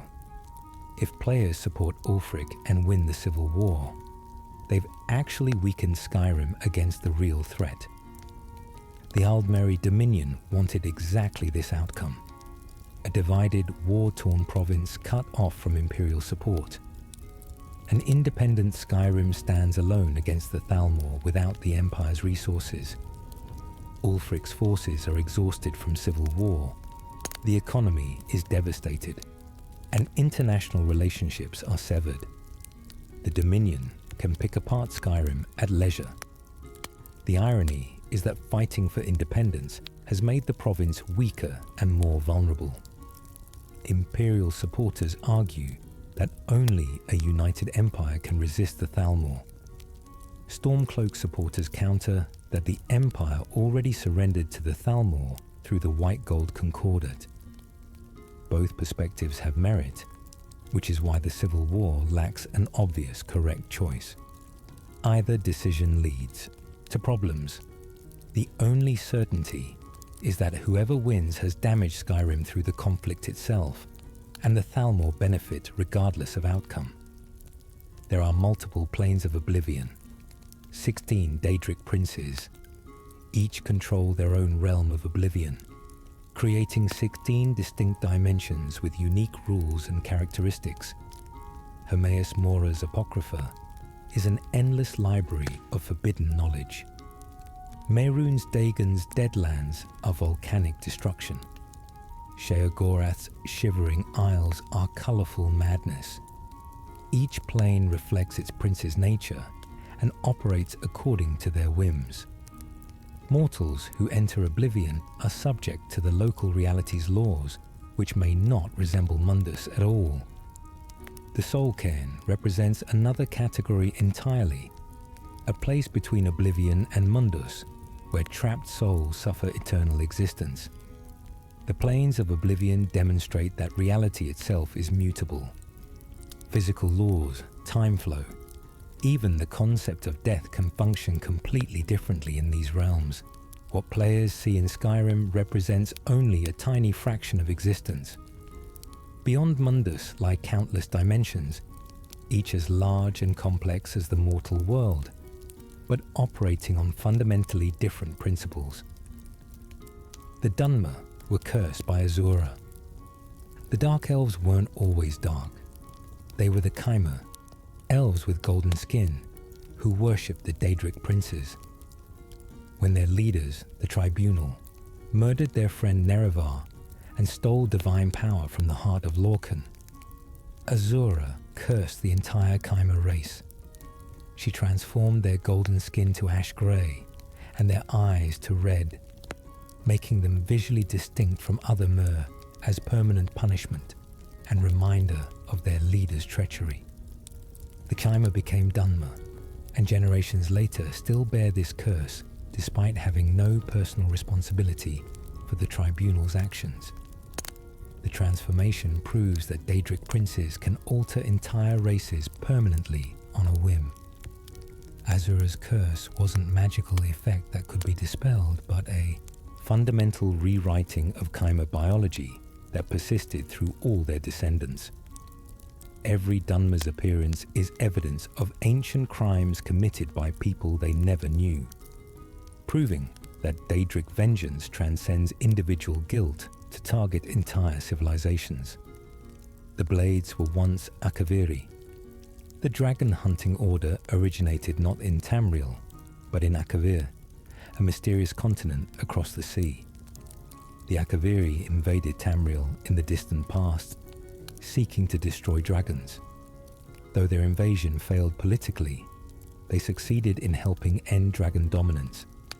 Some Akaviri remained in Cyrodiil, forming what became the Blades. This explains their distinctive armor and fighting styles, which aren't purely Tamrielic.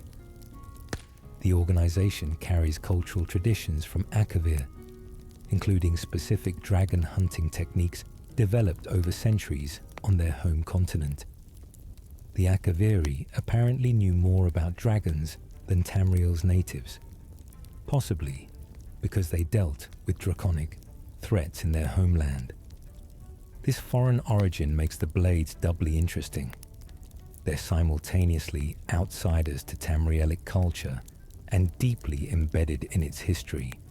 Warriors from another continent who became essential to protecting the empire they once tried to conquer. Skyrim's map isn't to scale.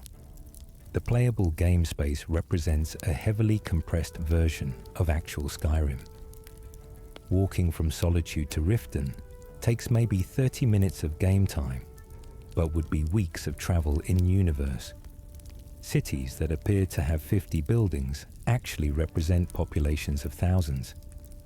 This compression is necessary for playability, but means everything players experience is abstracted version of larger reality. When NPCs discuss traveling between cities, they're talking about journeys of days or weeks, not the quick jogs players perform. This explains why bandits and monsters are such problems. In the compressed game space, threats seem manageable. In actual geography, the distances between safe settlements would be enormous, with vast wilderness where dangers could multiply unchecked. Understanding this scaling helps explain why the Civil War seems so small, or why dragons returning would be more catastrophic than the game depicts. The real Skyrim is vastly larger and more dangerous than the playable version suggests. The Galdr amulet required multiple quest parts. Recovering the legendary artifact requires investigating 3 separate locations, defeating 3 ancient brothers who murdered their father for his power, and combining their individual amulets in the original tomb. The Galdr brothers were powerful mages who let greed destroy them. They killed their father, took his amulet, split it 3 ways, and their mother cursed them to never rest. The questline demonstrates consequences of familial betrayal and greed. The brothers are still hostile thousands of years later, their conflict never resolved even by death. When players defeat all 3 and reassemble the amulet, they're not just getting powerful gear, but ending an ancient family tragedy. The amulet grants major bonuses to health, magicka, and stamina, making it one of the best early game accessories. But its real significance is its story, how ambition destroyed a family and how the consequences echoed through millennia until someone finally put the broken pieces back together. Meridia is considered one of the good Daedra. Unlike most Daedric princes, whose morality is ambiguous at best, Meridia is generally considered beneficial to mortals. Her hatred of undeath aligns with mortal interests, since most people don't want necromancy spreading or vampires multiplying. She gifts Dawnbreaker to champions willing to fight undead, providing powerful weapon explicitly designed to destroy the unnatural. However, calling Meridia good oversimplifies. She's fanatical in her crusade against undeath, caring little for collateral damage. She might burn an entire village to eliminate one vampire, viewing the mortal deaths as acceptable cost. Her gifted weapon serves her agenda, making wielders into instruments of her will.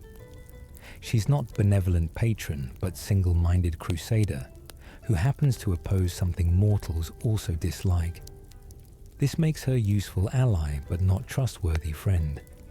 Her gifts come with expectation of service, and her definition of justice might horrify the very mortals she claims to protect. The Dark Brotherhood has a black sacrament. To contact the Brotherhood, one must perform a specific ritual, create an effigy of the intended victim, stab it with a knife bound with flesh, and chant an incantation. These seemingly random elements combine into something that actually reaches Sithis through the Night Mother. The ritual must be performed by someone with genuine conviction and hatred. Random performance without true intent produces nothing. But when someone genuinely desires death enough to perform this ritual with proper intensity, the Brotherhood hears. This explains why the organization has lasted so long, despite being illegal everywhere. They don't advertise or recruit openly. Clients come to them through desperation and specific knowledge of the ritual. The Black Sacrament serves as a self-selecting mechanism. Only those truly committed to murder go through the effort and symbolic horror of performing it, ensuring the Brotherhood doesn't waste time on casual requests or law enforcement traps. The Atronach Forge creates Daedra. Deep beneath the College of Winterhold lies an ancient forge capable of summoning Daedra and creating magical items. Using specific combinations of ingredients and soul gems, mages can materialize Daedric equipment or summon Atronachs permanently bound to service. The forge requires the sigil stone that was used in Oblivion Gates during the Crisis, linking it to Mehrunes Dagon's invasion. The college either doesn't know about the forge's existence or pretends not to for plausible deniability.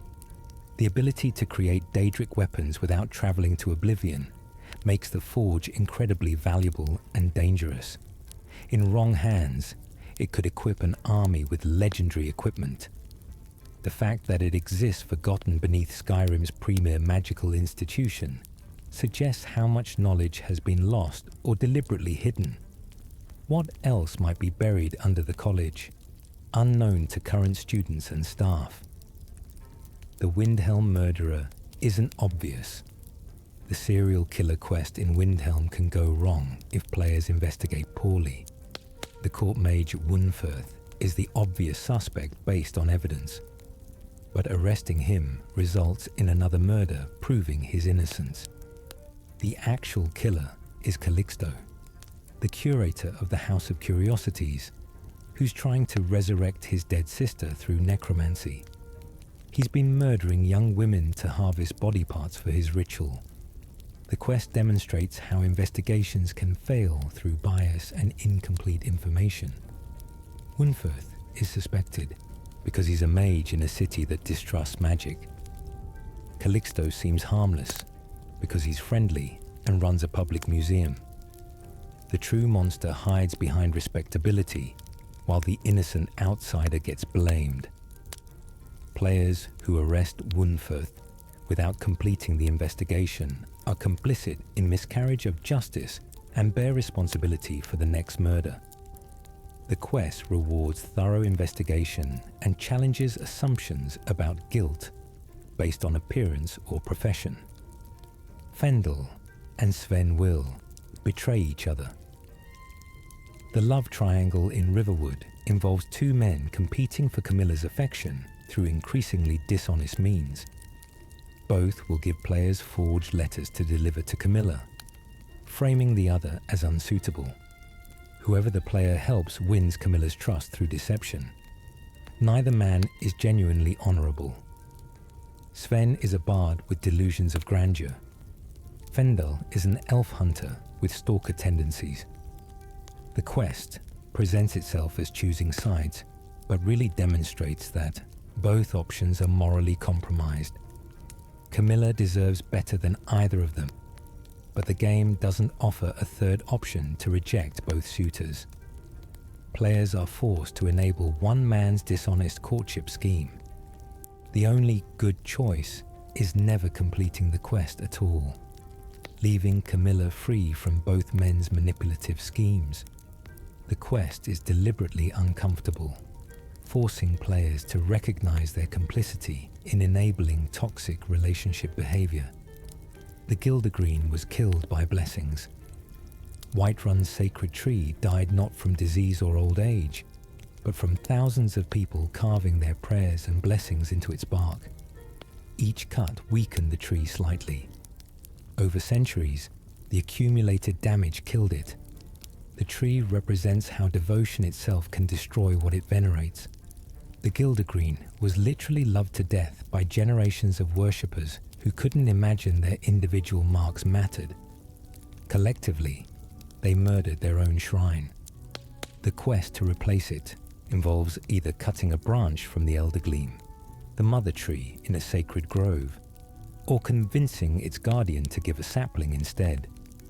This choice tests whether players repeat the same destructive pattern or learn from the Gildergreen's fate. The dead tree stands in Whiterun's center as reminder that worship and destruction can be the same act when multiplied across enough believers over enough time. Aventus Aretino summons the Brotherhood. The orphan boy in Windhelm successfully performs the Black Sacrament, summoning the Dark Brotherhood to kill Grelad the Kind, who runs an abusive orphanage. This isn't just quest trigger, but demonstration of how desperate children become under systematic abuse. Aventus is young enough that performing ritual murder summons seems like his only option for escape from torture. He stole his mother's remains, learned forbidden ritual, and spent weeks chanting in the dark, hoping assassins would come kill his tormentor. When players arrive, they're witnessing result of institutional failure so complete that a child turned to murder as solution.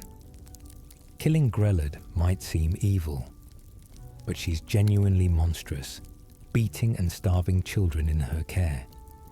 The quest forces players to consider whether assassination can be moral when it stops ongoing child abuse that authorities ignore.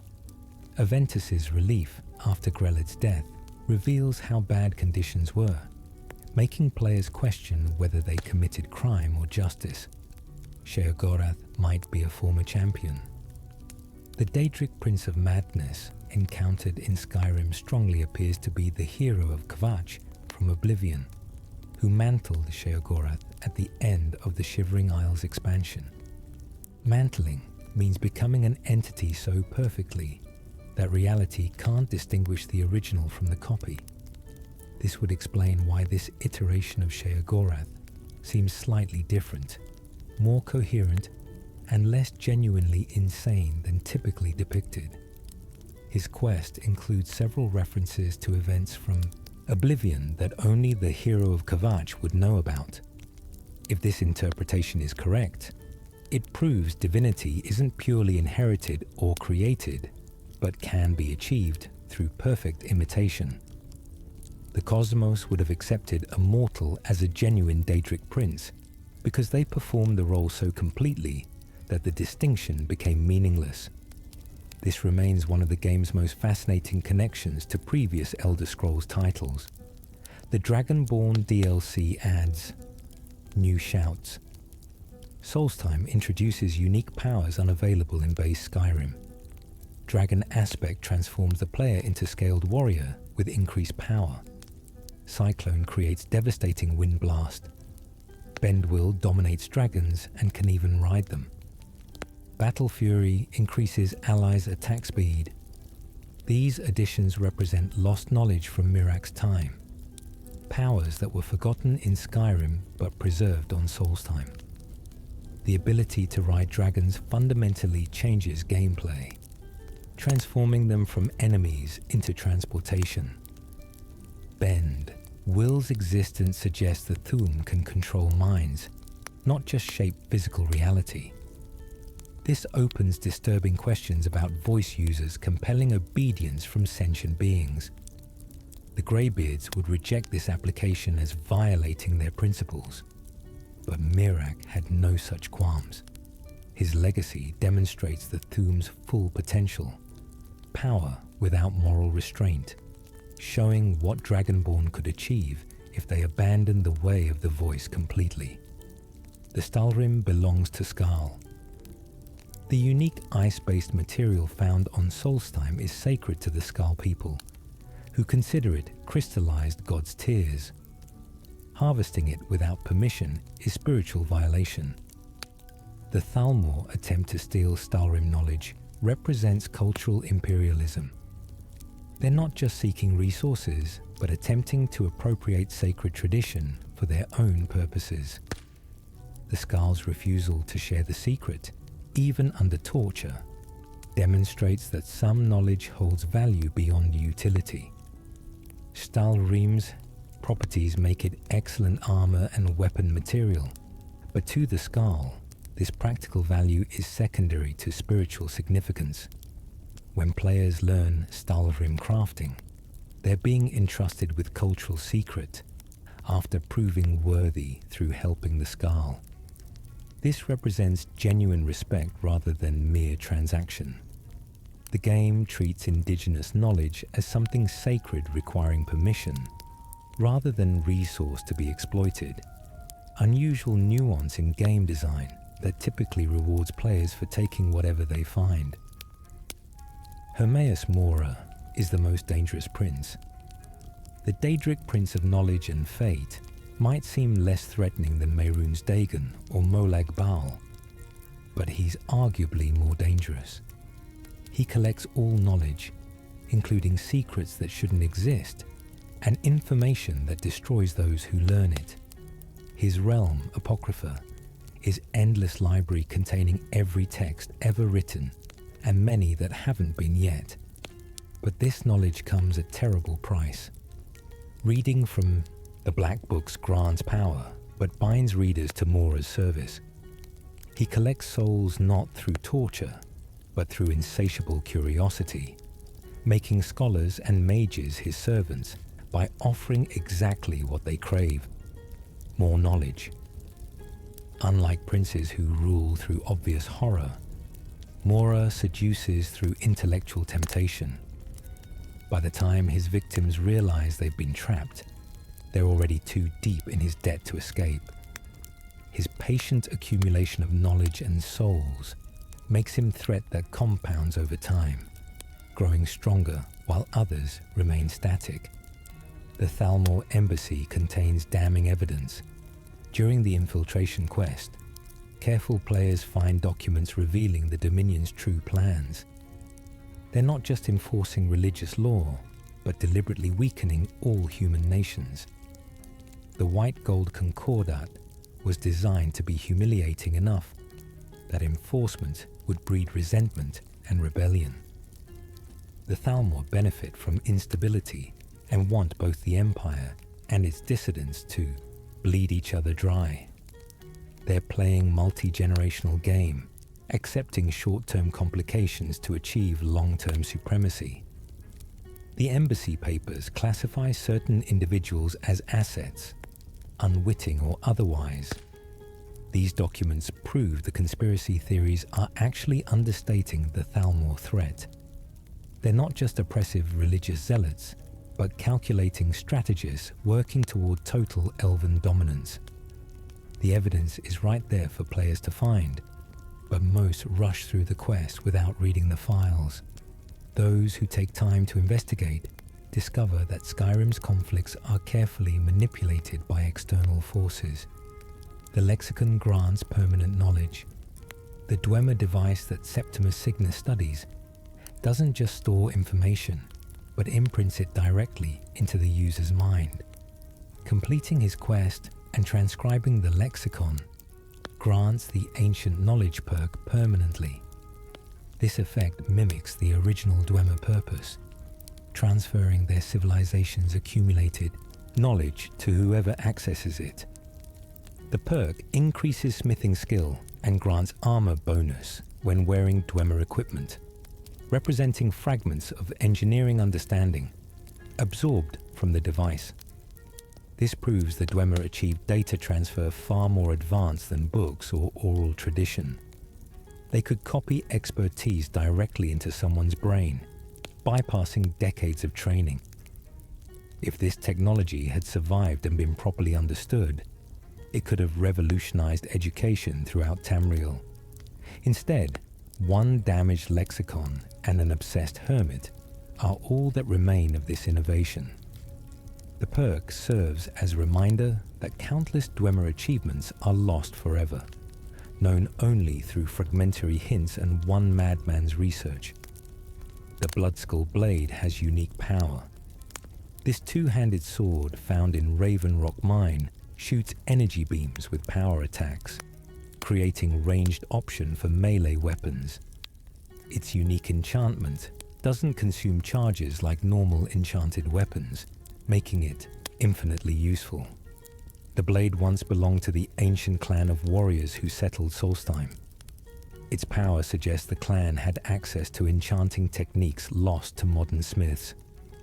The energy blasts ignore armor and can solve specific environmental puzzles in the mine where it's found. This demonstrates that ancient Nord weapons weren't all based on simple steel and brute force. They incorporated magical technology now forgotten. The Bloodskull blade represents a tradition of warrior mages who combined physical might with arcane power, practitioners of a martial philosophy that the current companions or Nordic warriors have abandoned in favor of pure physical prowess or pure magic, not both combined. Arvak is the best horse. The spectral horse, summoned in Solcairn, can be called anywhere, never dies permanently, and doesn't suffer full damage. Finding him requires searching the Solcairn for his skull, fulfilling the Shade's request to reunite him with his beloved mount. The Tsi result is arguably the best mount in the game. Unlike Shadowmere or purchased horses, Arvak can be summoned on command, meaning he's never lost or killed permanently. His spectral nature makes him immune to many hazards. He glows with purple energy, making night travel easier. The fact that he exists as reward for showing kindness to a lost Shade demonstrates the game occasionally rewards compassion over combat. The Shade's story about Arvak's loyalty and eventual death is genuinely touching, making players care about recovering the horse not just mechanically, but emotionally. Arvak represents the game's occasional moments of beauty amid constant violence. The Ebony Warrior seeks death. At level 80, a Redguard warrior approaches the player requesting honorable death in combat. He's achieved everything possible in life and wants to die in glorious battle. This represents Nord cultural values taken to logical extreme. The warrior worships Nord's gods and wants entry to Sovngarde. He's one of the strongest NPCs in the game, using shouts and powerful equipment to create genuine challenge. His request isn't suicide, but seeking worthy opponent for warrior's death. Nordic culture glorifies dying in combat, and the Ebony Warrior has outlived his purpose. He's too skilled to be killed by random bandits or dragons, but craves the death that would grant him entry to Nordic heaven. Players who defeat him give him exactly what he wanted. His appearance challenges players to consider whether granting someone's death wish is murder, mercy, or both. The Ebony Warrior exists as reminder that in warrior cultures, how you die matters as much as how you lived. The lusty Argonian maid is everywhere. This infamous book appears throughout Skyrim, suggesting universal popularity of its content across all social classes. It's obviously erotic fiction disguised as innocent tale about maid and employer. The book's ubiquity says something about Skyrim's culture. Guards quote it, nobles own it, and bandits have copies in their camps. Bethesda included this as running joke from previous games, maintaining continuity while adding humor. The book's author, Crassius Curio, was a character in Morrowind known for his, let's say, particular interests. The fact that his work achieved immortality and continent-wide distribution 200 years later is arguably his greatest achievement. More people know his name through this book than any of his political accomplishments. It represents Bethesda's sense of humor about their own world, willing to include content that's simultaneously childish and acknowledging that their medieval-inspired setting would absolutely have popular erotic literature. The sun damages vampires through Oriel. Vampire weakness to sunlight has theological explanation. The sun is Magnus's hole in reality, where he escaped when creation demanded too much power. But vampires specifically suffer because Oriel, the Aldmeri version of Akatosh, sanctified the sun against undead. The Dawnguard DLC introduces Oriel's bow, which can either darken the sun using blood-cursed arrows, or enhance it using sun-hallowed arrows. This proves the sun's effect on vampires is magical phenomenon rather than purely biological. If vampires simply couldn't tolerate light, any bright illumination would hurt them. Instead, specifically sunlight damages them because that light comes through divine portal carrying anti-undead blessing. This explains why vampire lords can temporarily negate sun damage through their form. They're powerful enough to resist the blessing temporarily, but can't eliminate it entirely. The theological explanation makes vampirism deeper than simple disease by connecting it to cosmic theology and divine conflict. Alduin's Wall predicts everything. The ancient monument in Skyhaven Temple depicts the entire Dragonborn's destiny before it happens. The carvings show Alduin's return, the Dragonborn's emergence, and the battle that will determine Skyrim's fate. The Akaviri built this after helping defeat Alduin originally, creating record and prophecy combined. Everything shown on the wall actually occurs during the main quest line. This suggests either incredible prescience or that destiny is predetermined in the Elder Scrolls universe. The wall doesn't just predict that someone will fight Alduin, but specific details about how it will unfold. The Blades used this monument to maintain purpose during centuries without dragons or dragonborn. The wall preserved their mission when they had no dragons to hunt and no dragonborn to serve. When Alduin returns and a dragonborn appears, the wall proves the Blades' centuries of faith weren't wasted.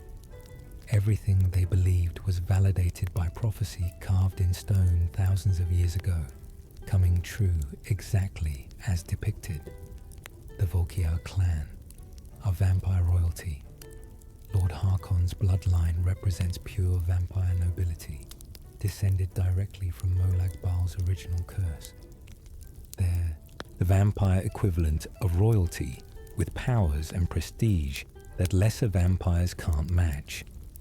Their castle reflects this status, a Gothic fortress that served as their stronghold for millennia.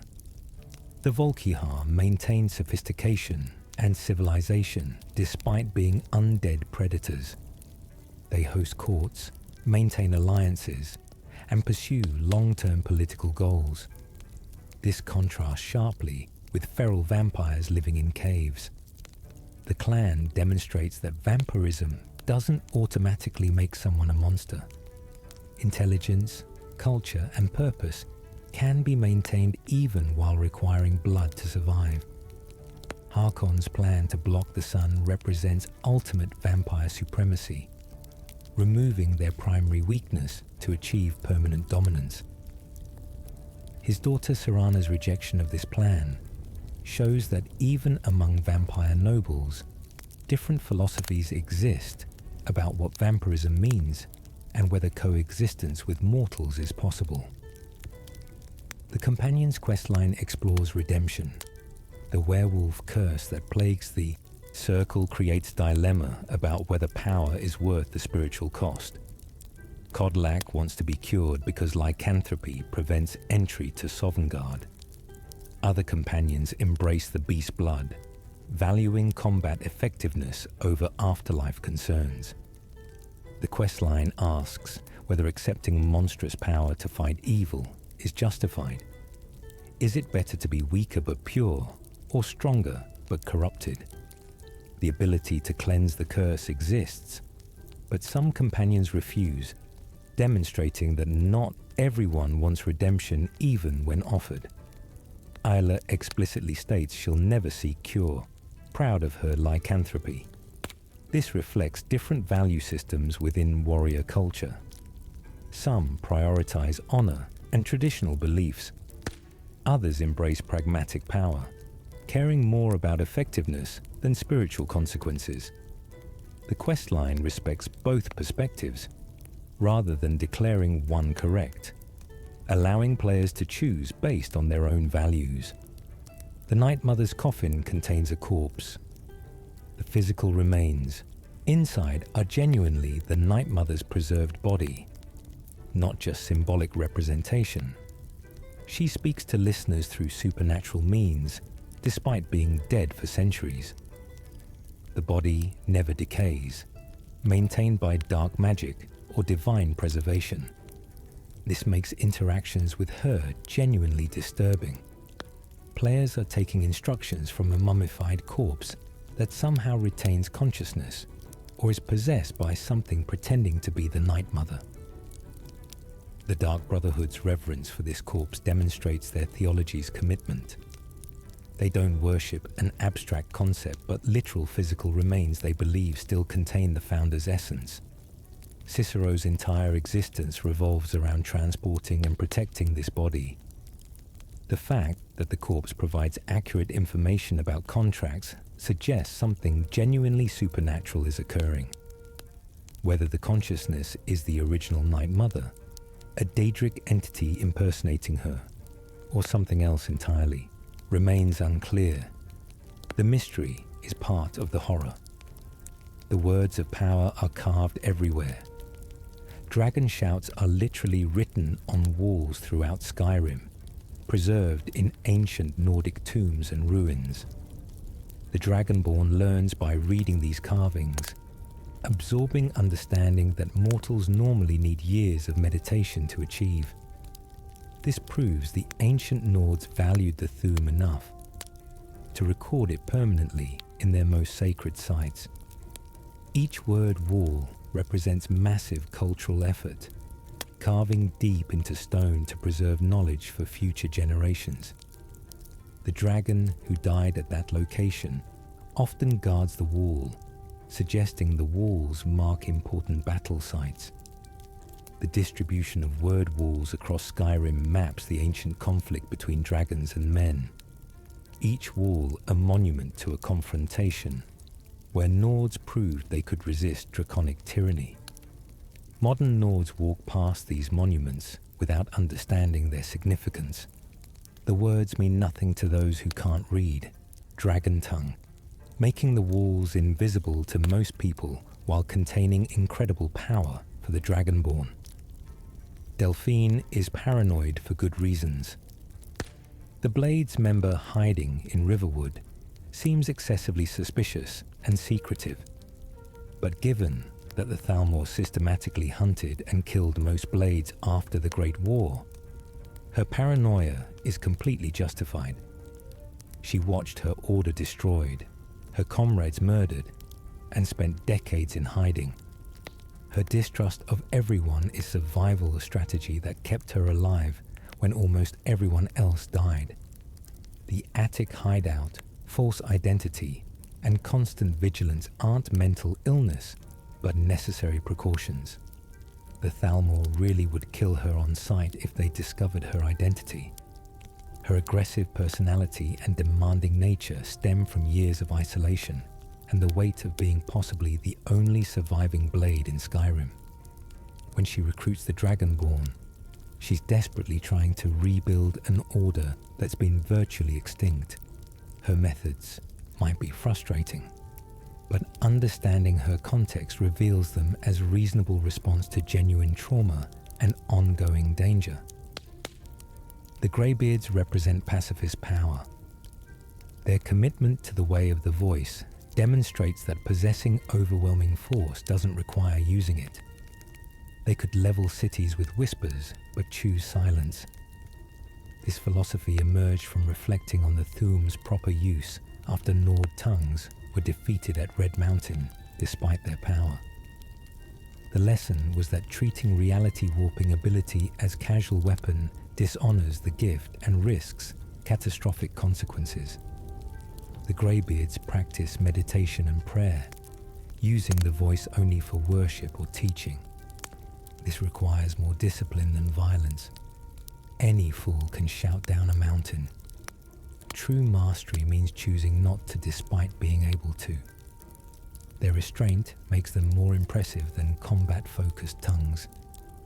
They've transcended the need to prove themselves, achieving genuine mastery that includes knowing when power shouldn't be used. Their path represents evolution beyond warrior culture toward genuine philosophical sophistication about power's proper role. The Dragonborn can become Vampire Lord. Accepting Harkon's gift, or Serana's blood, transforms the player into a powerful vampire form with unique abilities. Wings allow flight, life drain heals while damaging enemies, and the transformation itself provides massive stat bonuses. This decision permanently alters the character, making them undead with all the associated complications. Choosing vampirism represents committing to specific playstyle with strengths and weaknesses. The transformation is reversible through Thalion in Morthal, but becoming Vampire Lord requires making deal with powerful undead nobles. The decision tests whether players will accept monstrous power to fight greater evil. Exactly the moral question the Dawnguard storyline explores. Some players embrace vampirism as path to power. Others refuse, maintaining humanity despite the tactical disadvantage. The game respects either choice, providing content and progression for both vampire and vampire hunter paths. The Forgotten Vale is breathtaking. Hidden beyond Darkfall Cave lies one of Skyrim's most beautiful environments. The ancient farmer civilization that once inhabited this valley created architecture of stunning grace before their fall. Frozen waterfalls, ice formations, and ancient ruins combine to create otherworldly landscape. The Vale existed as Snow Elf sacred space, protected and pristine. Finding it requires completing Dawnguard questline and shows players what the farmer lost when they were betrayed by the Dwemer. The contrast between the Vale's beauty and the degraded creatures the farmer became is tragic. This was their paradise, and they can no longer even perceive its beauty through their stolen sight. The Vale represents lost possibility, what Snow Elf civilization could have preserved if they'd never trusted the Dwemer. Players walk through one of Skyrim's greatest tragedies, seeing simultaneously what was and what could never be again. Blackreach's layered history. The massive underground cavern wasn't always dominated by the Dwemer. According to lore, Blackreach was originally settled by the first vampire clans in the Merethic era, who established kingdoms in its depths. Later, the Dwemer arrived and built their cities and roads throughout the cavern, using it as a highway connecting several of their major settlements. The cavern's enormous scale and the glowing mushrooms suggested it was valuable territory. When the Snow Elves fled underground after their defeat by the Nords, they sought refuge with the Dwemer in places like Blackreach. After their enslavement and eventual rebellion, the Falmer scattered into Blackreach's deepest reaches, fighting the War of the Crag against their former masters. When the Dwemer vanished in 1E 700, the farmer finally had Blackreach to themselves. The modern Blackreach represents layers of history, with vampire, Dwemer, and Falmer occupants all leaving their marks on this incredible underground space. the dragon's souls and their influence. When the Dragonborn absorbs a dragon's soul, the transfer of power may carry more than just mechanical ability. The Greybeards warn that the Dragonborn must be careful not to let their dragon nature overwhelm their humanity, suggesting there's something deeper at play. Dragons are inherently domineering creatures driven by an instinct to control and conquer.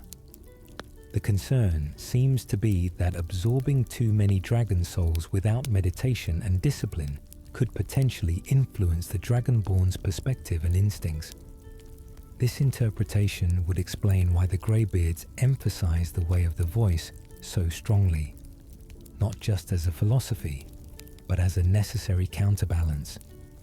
Without proper training, someone accumulating dragon power might gradually think more like a dragon than a human, valuing dominance over cooperation. The game doesn't explicitly depict this corruption, but the lore hints it's a genuine danger that the Greybeards' training helps counter through constant mindfulness and restraint. The Civil War has no good ending. Regardless of which side wins, Skyrim is worse off. An Imperial victory maintains foreign domination and enforces the Talos ban, denying Nordic religious freedom. A Stormcloak victory creates independent but isolated Skyrim, weak against future Thalmor aggression. Neither option solves the underlying problems. The war itself damages Skyrim regardless of victor, destroying cities, killing soldiers, and ruining economies. The Thalmor benefit no matter who wins, because the conflict serves their interests perfectly. This moral ambiguity is intentional design. Bethesda wanted players to struggle with their choice, finding neither option satisfying. Real conflicts rarely have clear heroes and villains. Both the Empire and Stormcloaks have legitimate grievances and serious flaws. Players who expect obvious moral clarity are disappointed, forcing them to choose based on incomplete information and imperfect options. This mirrors real political decisions where all choices carry costs and benefits, and perfect solutions don't exist. The last Dragonborn's fate remains a mystery. Unlike previous Elder Scrolls protagonists, whose futures are documented in later games, the Dragonborn's ultimate fate remains deliberately ambiguous. The Dragonborn DLC's ending suggests a connection to Hermaeus Mora, with some interpreting this as becoming his servant in Apocrypha, though the exact nature of this relationship isn't specified. This ambiguity seems intentional, allowing players to imagine their own endings. Some believe the Dragonborn breaks free and lives a normal life. Others think they remain eternal champions, emerging when needed. The most unsettling interpretation holds that they're trapped in Apocrypha forever, reading endless books in service to knowledge itself. Whatever truly happened, the last Dragonborn left no clear historical record after saving the world from Alduin. They vanish from documentation, leaving only legendary deeds and countless questions about what ultimately became of the most powerful mortal in Tamriel's fourth era.